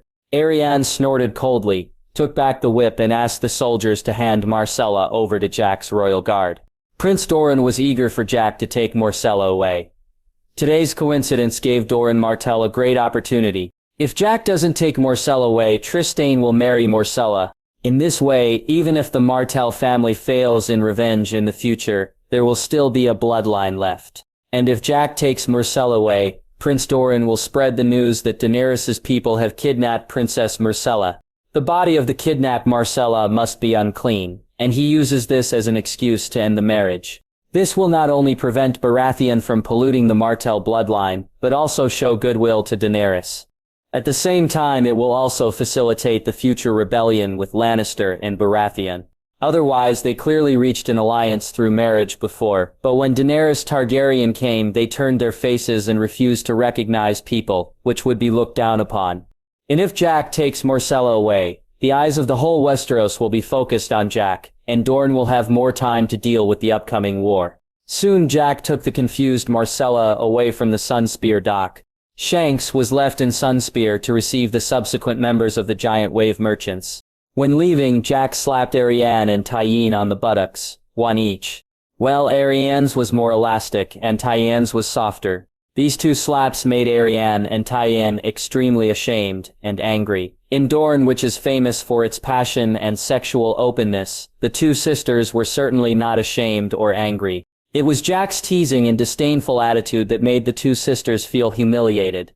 But fortunately, they still maintained a trace of reason, and were not blinded by anger. Otherwise, Khorrakshu would definitely burn them into charcoal. After Jack left, the news that the Father of Dragons visited Dorne and conspired with Doran Martell in the Old Tower spread. This matter could not be concealed, because Jack did not hide it at all when he landed, and this was also intentional by Jack. His original idea was to draw the attention of the Iron Throne to Dorne. Just like when Daenerys was pregnant and tied Jack to her pirate ship, he wanted to use this method to tie Dorne to the Long family's ship. But unfortunately, Marcella's unexpected appearance interrupted Jack's plan. Doran Martell directly announced to the public that Marcella was taken away by a man of Targaryen blood. At the same time, it was stated that Princess Marcella was taken away by a strange man, and her engagement with Trystane was automatically cancelled. Soon ravens were sent out from Sunspear City, some from the Martell family and some from other forces. In short, everyone's attention shifted from whether Doran and the Long family would form an alliance to how to find Princess Marcella. Jack had long predicted that Prince Doran would use this incident to divert other people's attention, otherwise Prince Doran would never let Jack take Marcella away. You know, Cersei loves this daughter very much. Once Joffrey and Tommen die, Cersei's paranoid love for the child will be completely occupied by Marcella. At that time, Jack would say, "Queen Mother, you don't want your daughter to have any accidents, do you?" It doesn't ask to completely control Cersei Lannister, but it will definitely make Cersei Lannister lose her composure. It can be said that Marcella is not only liked by Jack, but also a very good chess piece. As for whether it will change the future timeline or cause trouble for himself, Jack doesn't care. Marcella and Shireen, as well as the domineering little bear girl Lyanna Mormont, are all regrettable characters. Although Jack will not make a special trip, if he encounters them he will definitely not sit idly by. Since he has become a time traveler, is he still afraid of changing the plot? And after 3 years of not seeing him, he is no longer the original Jack. For some reason, Poseidon is growing faster and faster now, with a body length of 15 meters and a tail of 26 meters. This is obviously beyond the growth rate in the original system description, and it has suddenly started to grow faster. Perhaps it is because the nuclear radiation of the planets in the world of ice and fire is stronger. Jack is not very clear, but Jack can be sure that Poseidon is healthy, and it feels like a 3-year-old baby who suddenly has the body of a 7-year-old baby but is still 3 years old. In any case, the 15-meter-tall Poseidon is enough for Jack to deal with all the dangers in the Game of Thrones world, including the three-eyed crow, Brynden Rivers. At the beginning, the system absorbed the gods of the world of ice and fire, but did not start with some extraordinary creatures, such as the three-eyed crow and the Night King. Both of them are creatures with extraordinary abilities, but they have not yet reached the level of becoming gods, so they are lucky to have a life. It has been a month since Jack left Sunspear City. At this time Jack is sleeping. Jack, who has not dreamed for a long time, began to dream frequently as he got closer to the north. This time Jack appeared in a huge forest, and an old man appeared in front of him. In previous dreams Jack was always able to stay awake, and the nightmare-like whispers in his ears were always driven away by the roars of Korakshu and Poseidon. At that time Jack realized that it was the whisper of the Sanya Crow, but because Jack's consciousness was connected with Korakshu and Poseidon, especially Poseidon, he was completely connected with Jack. So every time the whispers with bewitching meaning appeared, most of them were dispelled by the roar of Poseidon. This time, the other party obviously did not intend to hide himself anymore, but showed up directly. Jack looked around, then chose a stone to sit on, and asked tentatively, "Greenseer?" "Three-eyed crow," the old man said calmly. Jack's face remained unchanged, and he suddenly remembered some details of the original book. These details were not discovered by him from reading the original book, but by the big boss of the forum. In the original book, Bran asked Bloodraven if he was the three-eyed crow, but Bloodraven looked confused. So it is very likely that Bloodraven Brynden Rivers is the Greenseer, but the three-eyed crow is someone else. Of course, these are all speculations and there is no final conclusion on who the three-eyed crow is. But from the current point of view, the person opposite is the three-eyed crow, not the Greenseer, Bloodraven. "You don't belong here, I haven't seen you in the past. You should have died on that sea. I found that the extraordinary realm still cannot be avoided, so I simply wrote a few chapters to take it over. The extraordinary realm of Game of Thrones is not written in detail in the original book. After all, the original book has not been finished, so I wrote it myself." Jack raised his eyebrows slightly. "You know I should have died in the sea, but you still say you can't see me in the past. You are from the future, not now?" The old man's expression did not change, but Jack clearly felt that the atmosphere around him had changed. Obviously, he was right. Jack wanted to test it, but the old man had lost his patience and turned into a huge crow that covered the sky. There was a strange eye on the crow's head staring at Jack, and then the crow screamed shrilly and stabbed Jack with its sharp beak. Jack did not panic. The ground under his feet suddenly cracked, and an absurdly large Poseidon drilled out from the ground. The three-eyed crow was only as big as its head. Poseidon roared like thunder, opened his bloody mouth and bit the three-eyed crow. The crow's eyes flashed with shock and fear, and then half of its body was torn off, and it left Jack's dream in a hurry. But Jack did not relax because of this. Because the Poseidon at this time was not the same as the Poseidon in Jack's impression. First of all, the size is too big. Even the three-eyed crow with a wingspan of hundreds of meters is only as big as Poseidon's head. Jack floated in front of Poseidon and asked uncertainly, "Poseidon?"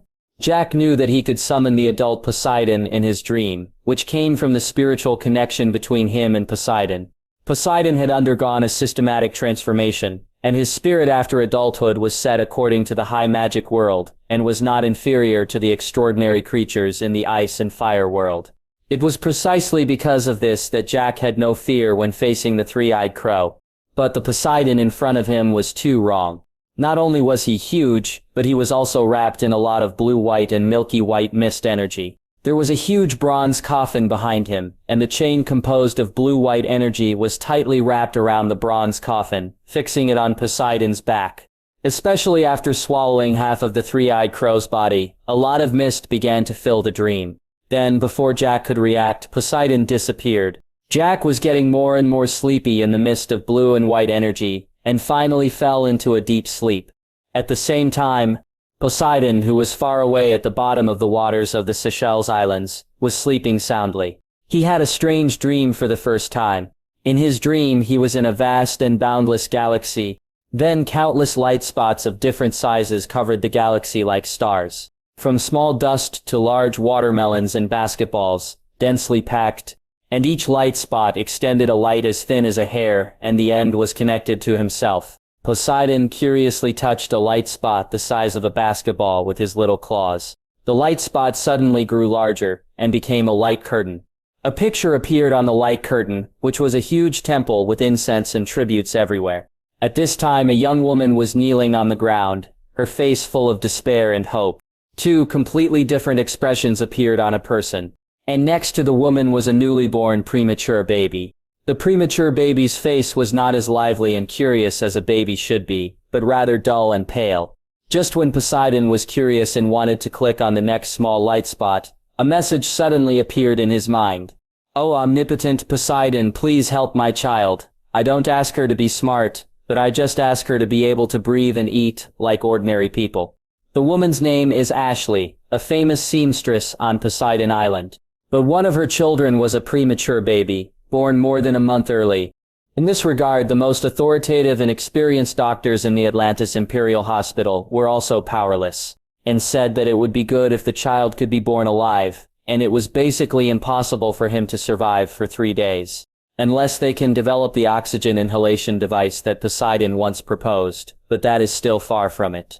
So the hospital's suggestion is euthanasia to prevent the child from dying in the slow process of hypoxia. Even if he can survive, he will be a mentally disabled child. Or take the child to the temple of Poseidon to pray. Perhaps Poseidon can bring down a miracle and restore the child to health. Ashley had no choice but to bring her child to the temple of Poseidon to pray.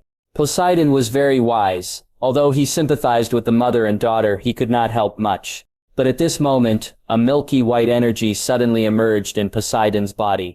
At the moment when the energy emerged, Poseidon instinctively understood what this milky white energy was, where it came from, and how to use it.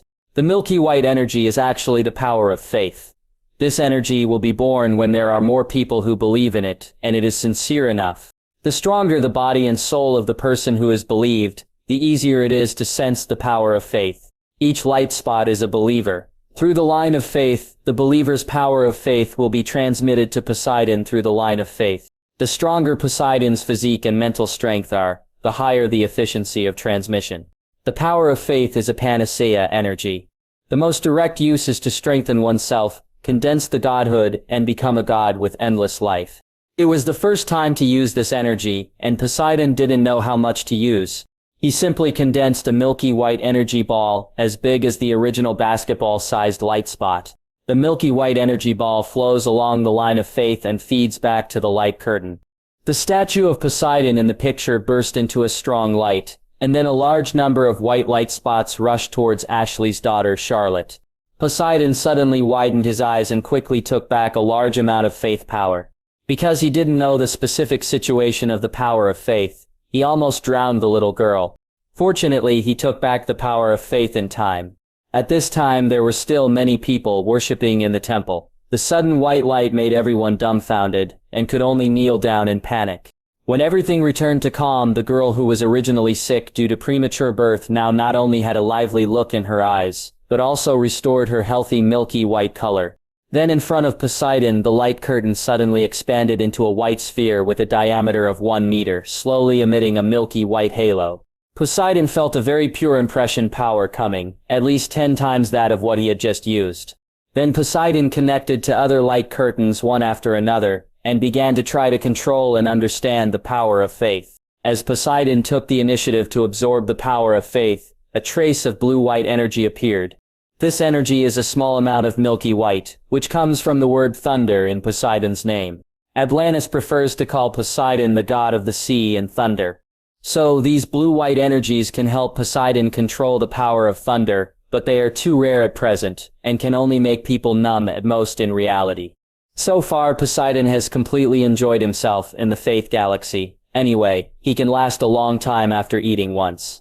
Poseidon was having a great time in the Faith Galaxy, but Jack was uncomfortable. 3 days had passed, and Jack was still absorbing the blue-white energy mist in his sleep. He had woken up from his dream, and there was still a lot of misty energy around him. At this rate, it would take at least half a month to absorb it all. The most uncomfortable thing was that he was already saturated, and his consciousness would be blown up if he absorbed more. He could sense the situation outside at this time. Korakshu had been protecting his body, and no one could get close to him. Jack himself didn't know whether his body, which had been strengthened by serum, could withstand 15 days of not eating or drinking. Sensing Korakshu, who was lying beside him to protect him, Jack suddenly had a bold idea in his mind. Then Jack concentrated his mental power and tried frantically to connect with Korakshu. Korakshu, who was already highly alert, suddenly jumped up and roared a warning. "It's me, Korakshu." A vague voice appeared in Korakshu's mind. Although the voice was very vague, Korakshu immediately recognized the owner of the voice. "Relax, kid. Follow my guidance." Korakshu slowly calmed down, and soon a 200-meter blood-red dragon appeared in Jack's dream. The surrounding blue-white mist energy seemed to have found an outlet, and rushed madly towards Korakshu's huge body. "Aang!" Korakshu roared in a shocking voice, and the sound became much thicker. Soon there was still a trace of energy left in the surrounding space, but Korakshu stopped absorbing it. Jack's mind moved, and these energies gathered together to the size of a fist. There was still this energy left, and Jack didn't want to waste it at all. After absorbing this energy, it can not only slowly strengthen the physique, but also strengthen people's 5 senses and mental power. At this time Jack turned his eyes to Gi, who was guarding the door in the real world. Because Korakshu didn't let others get close to Jack's body, Jay guarded the door for several days, almost without sleep or food. In his opinion, Jack was like his reborn parent, but now Jack had become a vegetable without knowing it, under his protection. Therefore, G blamed himself very much, and could not sleep at night or eat. His spirit was on the verge of collapse, and then he suddenly leaned back and fell heavily to the ground. Seeing this, Jack no longer hesitated and directly invaded G's brain with his enhanced mental power. In Ju's soul world there was nothingness and ruin.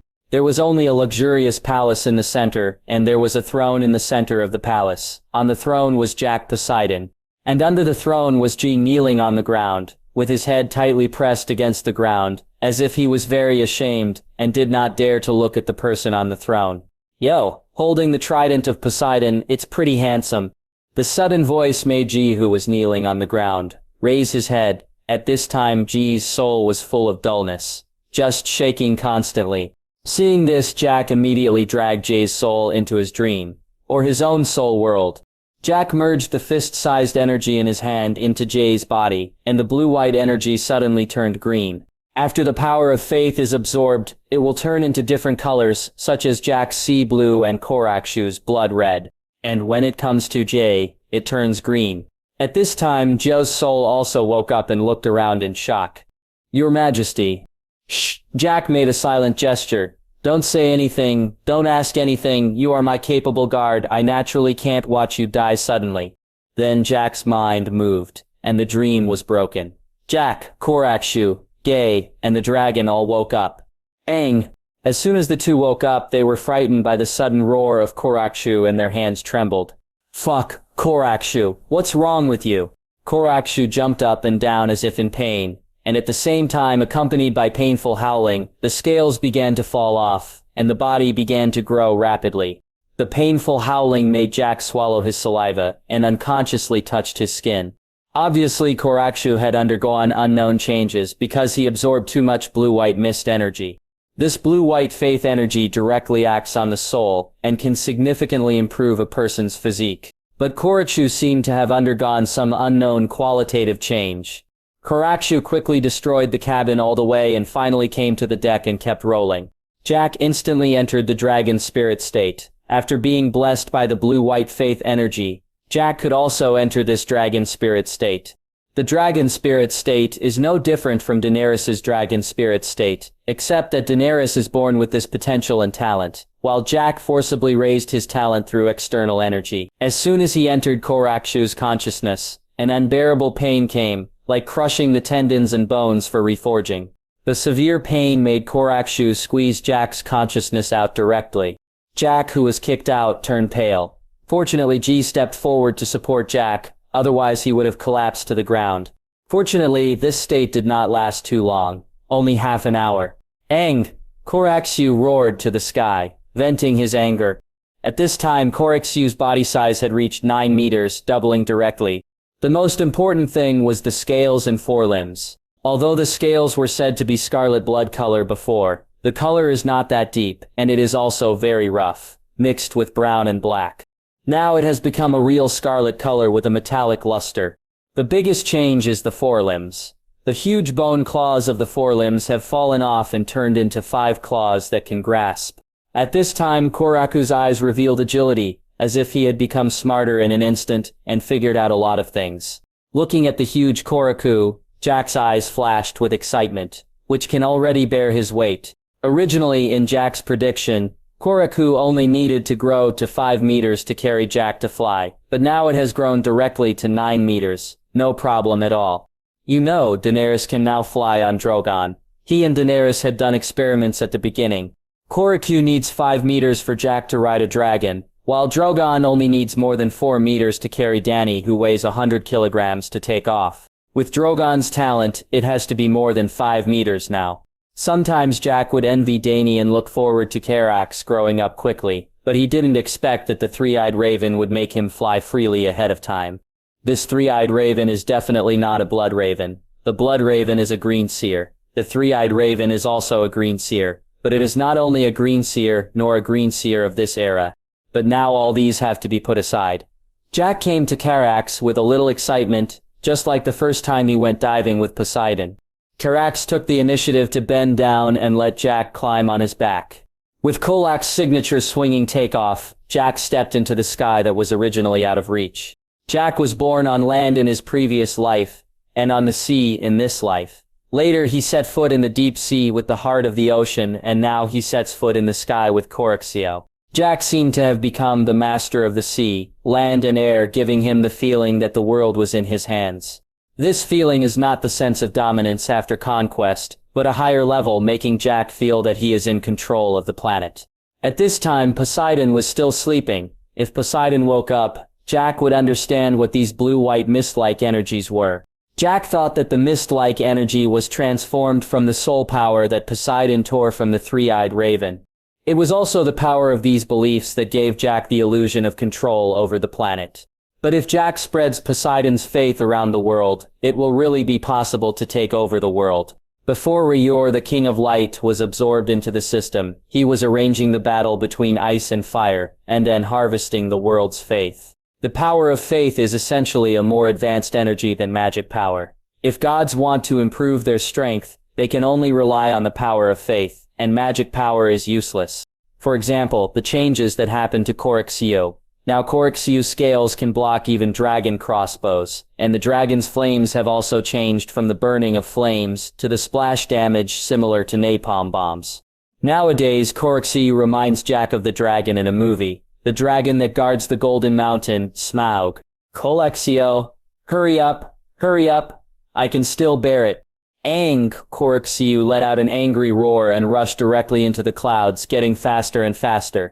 The biting cold wind blew on his face, and instead of feeling any discomfort, Jack felt unprecedentedly happy. The sea is like an abyss. The deeper you go down, the darker and the more oppressive you feel. But the sky is different. This kind of vast field of vision and the feeling of looking down on the earth are completely two extremes. Jack held Coraxio's neck tightly. He must have someone build a dragon saddle when he went back. Corax's back didn't have the kind of bone spurs on Drogon's back, and Jack could slip off the dragon's back if he wasn't careful. After flying in the sky for a while, Jack was satisfied, and then he began to lower the flying altitude. At this time, the Poseidon was in the middle of the narrow sea, and it would take another month to reach its destination, White Harbor. Jack entered the dragon spirit state, and began to search for a suitable town in the valley. In the end, Jack chose a small-looking village. The valley was worthy of being called a paradise. There were always rebellions from outside. As long as the Blood Gate was not lost, the valley could stay out of the trouble. The village is not big, with only about 1,000 people, but it has a tailor shop and a blacksmith shop.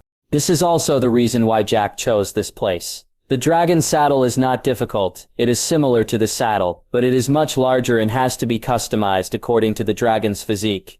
As Coraxio's roar sounded, the villagers who had been living and working in peace and contentment were suddenly frightened. It feels like a Sakura man is farming in the countryside, and then a J-20 suddenly lands here. Everyone fled in all directions, but the blacksmith and tailor whose shops were connected together were blocked by Coraxio. The widow tailor and the bachelor blacksmith looked at each other, then knelt down and begged for mercy. Jack got off the dragon's back, and then threw 2 golden dragons in front of them. Create a dragon saddle for my dragon. After it is completed, if I am satisfied, each person will have a golden dragon. The 2 of them were stunned for a moment. even forgetting to tremble, and stared at Jinlong blankly. Jack didn't want to stay too long in the valley and urged, "Hurry up, my patience is limited, otherwise I will change to the next one." This sentence fell on the ears of the two people, and they immediately thought that Jack was going to kill them and go to the next town. So the two of them hurriedly picked up the golden dragon, and then asked carefully, "This Lord Dragon King, we need to measure the size, please see. I haven't measured it, you can measure it yourself. My dragon is very smart, and won't do anything to you. Come on, my patience is limited." The tailor and the blacksmith looked at each other. If they refused now, they would be dead. They might as well give it a try and bet that the dragon would not eat them. The two of them immediately started working. After taking out various tools, they first helped Kolexo measure the size of his body and the diameter of his neck. Korexu looked at the widow and the blacksmith curiously. The two-legged beasts that were originally just food in its eyes now have names. People. It also understood why its father did not let it eat people, because its father was also a human being, and it would not be conducive to its father's rule if it kept eating people. It became smarter and understood that it was definitely not Jack's biological child, but was adopted. But it doesn't matter, the dragon's spirit state makes him and his father comparable to biological father and son. Jack also noticed the change in Kolakyu's eyes. It was obvious that Kolakyu had become much smarter. If the dragon is too smart, it is definitely not a good thing, because the smarter it is, the more it can think, but it is different if it is blessed by the dragon spirit state. In the dragon spirit state, Jack and Kolakyu are not like humans riding horses, but like a man and a horse, controlled by one brain. You can refer to the mecha in Pacific Rim, where the two people's brains are connected. It's just that Dany dominates the dragon spirits of Daenerys and Drogon. Jack and Korakshu share a brain because Korakshu is too smart now. After entering the dragon spirit state, it can be understood as Jack's right brain plus Korakshu's left brain. This feeling is very magical. As long as there is any idea, the other party will know it immediately, and then react and act. 3 hours passed quickly, and the people of the valley were surrounded outside the village. They all looked at the behemoth in the center of the village from a distance, an ancient sky overlord that had disappeared for more than 100 years, the dragon. The dragon has disappeared for more than 100 years, and 4 or 5 waves of people have died during this period. The dragon has long become a myth in the stories of grandmas. But now the legendary ancient overlord, the powerful space dragon, stays in the Greywood village. Jack looked at the crowd eating melons around him, and he had to sigh that people's curiosity is really big. This group of farmers would rather risk being slaughtered by the dragon to come and watch the fun. Another hour passed and several noble knights had arrived, but they still did not dare to step forward to explore the details. At this time, the dragon saddle for Korakshu was also completed. It was a bit crude, but the tailor and the blacksmith promised that it was absolutely strong. Jack pulled it hard with his hands and found that it was indeed very strong. Now that he was not on the Free Trade Coast or the Sea King Island, it was good to have such a strong and durable dragon flame. The blacksmith even took into account the growth of the dragon and made the dragon saddle more ductile. Jack was very satisfied with this and directly took out 2 golden dragons for them. "I will drive away the people around first. Remember to hide the golden dragon I gave you." After that, Jack sat on the dragon saddle of Korakshu. With the dragon saddle, it is very helpful to ride a dragon, especially for riding a giant dragon like Korakshu that has no bulge on its back. Speaking of it, there are saddles, stirrups, and horseshoes in the Ice and Fire world, but they are limited to Westeros because the knight culture in Westeros is developed. But Essos has no horseshoes and stirrups. They know this technology after all. There is no technicality at all. But the people of Essos are too lazy to use stirrups and horseshoes, only saddles, and most of the time they still like slaves to carry sedan chairs out. As for the Dothraki horsemen, the nomadic people with the most cavalry in Essos, Jack doesn't know how to evaluate it. Most of them have saddles and stirrups, but no horseshoes, or they don't need horseshoes. Because they don't lack war horses, they naturally don't need horseshoes to slow down the wear of horseshoes. But there is still a small number of people who are very confident in their riding skills. They believe that only by sticking close to the horse's back can they achieve the state of unity between man and horse. As Korakshu took off, Jack drove it towards the farmers in the outer valley. Seeing the dragon rushing towards him, all the people who were eating melons reacted immediately and fled in all directions. After Jack dispersed the crowd, he slowly disappeared in the sky. But not long after, the ravens in the valley flew madly to all parts of Westeros. Soon the news of the dragon appearing in the valley was also spread. For a time, the people of the 7 countries were panicked, and many nobles who were still loyal to the dragon family were ready to move. King's Landing in the Red Castle. One of the strongest strategists in the Game of Thrones, Littlefinger Petyr Baelish, received news from the Vale of Arryn, that is, the Vale. Because the Duke family of the Vale is the Arryn family, the Vale is also called the Vale of Arryn. Jon Arryn, the last Duke of the Vale of Arryn, who has died, is a very key figure. After his death, his wife took over the management of the valley, but his wife not only loved Littlefinger deeply, but also poisoned him to death. Littlefinger was a very powerful strategist, and his life was also full of legends. Petyr was born in a weak family, and his lifelong efforts were to improve his humble class, craving power and status, hoping to become a great man. Petyr has an innate talent for money and trade, and is an unrivaled master of conspiracy. Of course, his ambition is even greater than his intelligence. Petyr is short and of average build, but has a handsome appearance. He has a pair of gray-green eyes, a small tuft of beard on his chin, and a little gray in his dark hair. Petyr Baelish's great-grandfather was a hired swordsman from Braavos, who served the Corbray family, so when his son became a sworn knight, he chose the head of the Titan as the family emblem. Lord Baelish's father was the smallest of the many petty lords, owning only some rocky land in the smallest of the 5 fingers. During the Battle of the 9 Penny Kings, his father became friends with Hoster Tully of the Tully family, so Petyr was sent to Riverrun as an adopted son. In Riverrun, Petyr grew up as a ward with people of much higher status than him. The Tully children, Catelyn, Lysa, and Edmure Tully, were also the first to give him the nickname Littlefinger, which came from his family's territory. When they grew up, Petyr fell in love with Catelyn, but Catelyn only treated her like a brother and had no other feelings. When Catelyn was engaged to Brandon Stark, Petyr challenged Brandon, who was much older than him, to a duel for her. Brandon won easily, but spared Baelish's life at Catelyn's request. Catelyn never spoke to him again, and burned every letter Petyr had written to her after Brandon's death. Unlike her sister, Lysa Tully had been in love with Petyr since childhood. She ignored his infatuation with Catelyn and sneaked into Petyr's bedroom while he was drunk after Catelyn's rejection, and slept with him. The confused Petyr may have mistaken Lysa for Catelyn, and did call her Catelyn that night. He has since claimed privately that he took the virginity of both Tully sisters. Soon, Lysa became pregnant with Petyr's child. When Hoster Tully found out, he forced Lysa to drink moon tea to abort the child, and banished Petyr from Riverrun, as House Baelish was too weak to marry into the Tully family. Petyr continues to have an affair with Lysa Tully, even after she and Jon Arryn marry, and Lysa convinces Jon Arryn to promote Petyr to the position of tax collector for Gulltown. After he increases local tax revenue tenfold, Lord Jon begins to promote him again and again until he eventually becomes King Robert Baratheon's treasurer. His wealth and influence win him many allies and connections, including the guards of King's Landing, and he also runs a brothel, not only for money, but also for information. With these resources as a foundation, Baelish quickly gains a great increase in political power through a series of lies and betrayals. Just before the events of Book 1, Lysa's husband, Lord Jon, the Hand of the King, discovers that all of King Robert Baratheon's children are not his own. Instead, he was the result of incest between Jaime Lannister and Cersei Lannister, and he decided to inform the king of his discovery. Petyr skillfully controlled Lysa and poisoned her husband, telling her that this was the only way to stop him from giving his son away, as an adopted son. After Lord Jon's death, he asked Lysa to write a letter to her sister Catelyn accusing Queen Cersei Lannister of poisoning Lord Jon.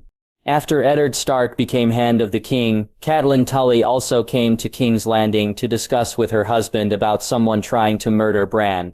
Although she hoped to enter the city unnoticed, Petyr was aware of her arrival and took her to a brothel. There, Petyr tells her that the dagger used to murder Bran was originally owned by him, but lost to Tyrion Lannister in a bet. This was a lie that directly led to Catelyn's capture of Tyrion shortly afterwards, and indirectly led to the subsequent War of the Five Kings. Petyr brought Eddard to see his wife and persuaded him that since there was no obvious evidence, it was best to put the dagger aside for the time being. He also swore to Catelyn that he would help Eddard find the murderer of Jon Arryn. Petyr defrauded Eddard Stark of his friendship during his tenure as Hand of the King. On the one hand because of his feelings for Catelyn, but also because he directly warned Ned not to trust anyone in the Game of Thrones, including Petyr himself. He also helped Ned investigate the cause of Jon Arryn's death. When King Robert Baratheon was mortally wounded, he appointed Ned as regent and warden of the realm. Baelish advises Ned Stark to leave Queen Cersei's 2 sons alone. Joffrey Baratheon and Tommen Baratheon were not the king's biological sons. Never mind that Stannis Baratheon is the legal heir. The best way to deal with this is to ensure that Joffrey ascends the throne smoothly to avoid a full-scale war and seize maximum power as regent. Lord Eddard Stark rejected the suggestion, hoping to gain the support of the City Watch through Petyr's help when he faced off against Cersei. Baelish agreed, but betrayed Ned at the final moment, switching sides to support Cersei, leading to Ned's capture and eventual execution by beheading for treason. After King Renly Baratheon was assassinated, Petyr and Tyrion Lannister decided to ally with House Tyrell. In order to win the loyalty of those nobles in the Stormlands who are unwilling to serve King Stannis, Petyr volunteered to go to Bitterbridge to persuade them to form an alliance. Petyr successfully forged the Lannister-Tyrell alliance, by persuading both parties to enter into a marriage between King Joffrey and Margaery Tyrell. He returned to King's Landing at the same time as Tyrell's army and Tywin Lannister's army. The Lannister and Tyrell allies attacked the rear of Stannis' army in the Battle of the Blackwater, which lasted several hours. It was Petyr who had Garland Tyrell dress up as King Renly and cause Stannis' troops to panic during the battle. In return, Petyr was made Duke of Harrenhal, although Harrenhal was still under the control of Roose Bolton, who served under Robb Stark. Regardless, being nominally governor of the Riverlands made him one of the most prominent nobles, even though the Riverlands were ravaged by war. Petyr, the Red Knight, kept in touch with Sansa Stark through the Red Knight Dontos, and he asked Dontos to vaguely tell Sansa that he could take her home. Petyr also obtained secret royal information through Osney Kettleblack, Osfrey Kettleblack, and Osmond Kettleblack. After Tyrion Lannister moved all Queen Cersei's guards away, he hired the Kettleblack brothers to serve as Cersei's guards. Tyrion thinks they are paid to be loyal to him, but in fact, they are Petyr's men. Littlefinger was one of the driving forces behind the War of the Five Kings, perhaps even the main one. Even Varys rates him as one of the most dangerous men in the Seven Kingdoms. Petyr Baelish looked at the letter in his hand expressionlessly, and no one knew what he was thinking. As one of the top players in this game of power, he didn't know how to describe his mood. Excited? Nervous? Fear? Panic? None of them, but expectation. The dragons that disappeared for more than 100 years are real, and this ancient overlord has appeared in the Seven Kingdoms and the Vale. Now the great melee of the War of the Five Kings is basically over, and only some shrimps are left. Balon Greyjoy, King of the Iron Islands, is a clown. Robb Stark, King of the North, died at the Red Wedding. Renly Baratheon was assassinated. Stannis also fled to Dragonstone after being defeated in Blackwater Bay. In the end, the Lion family Lannister won the War of the Five Kings and basically consolidated Joffrey's throne. The Reach, the Crown Land, and the Westerlands are the territories of the Iron Throne and its allies. Dorne has always been independent. The Riverlands were destroyed, and the soldiers of the Stormlands were also defeated before surrendering.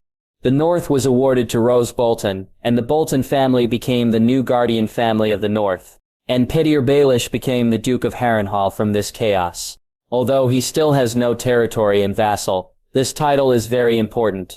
Because in a royal meeting Littlefinger told Tywin Lannister that the Tyrell family was going to secretly take Sansa to Dorne to marry Loras Tyrell. Therefore Duke Tywin took action in advance and married Sansa to Tyrion, and let Loras marry Cersei Lannister.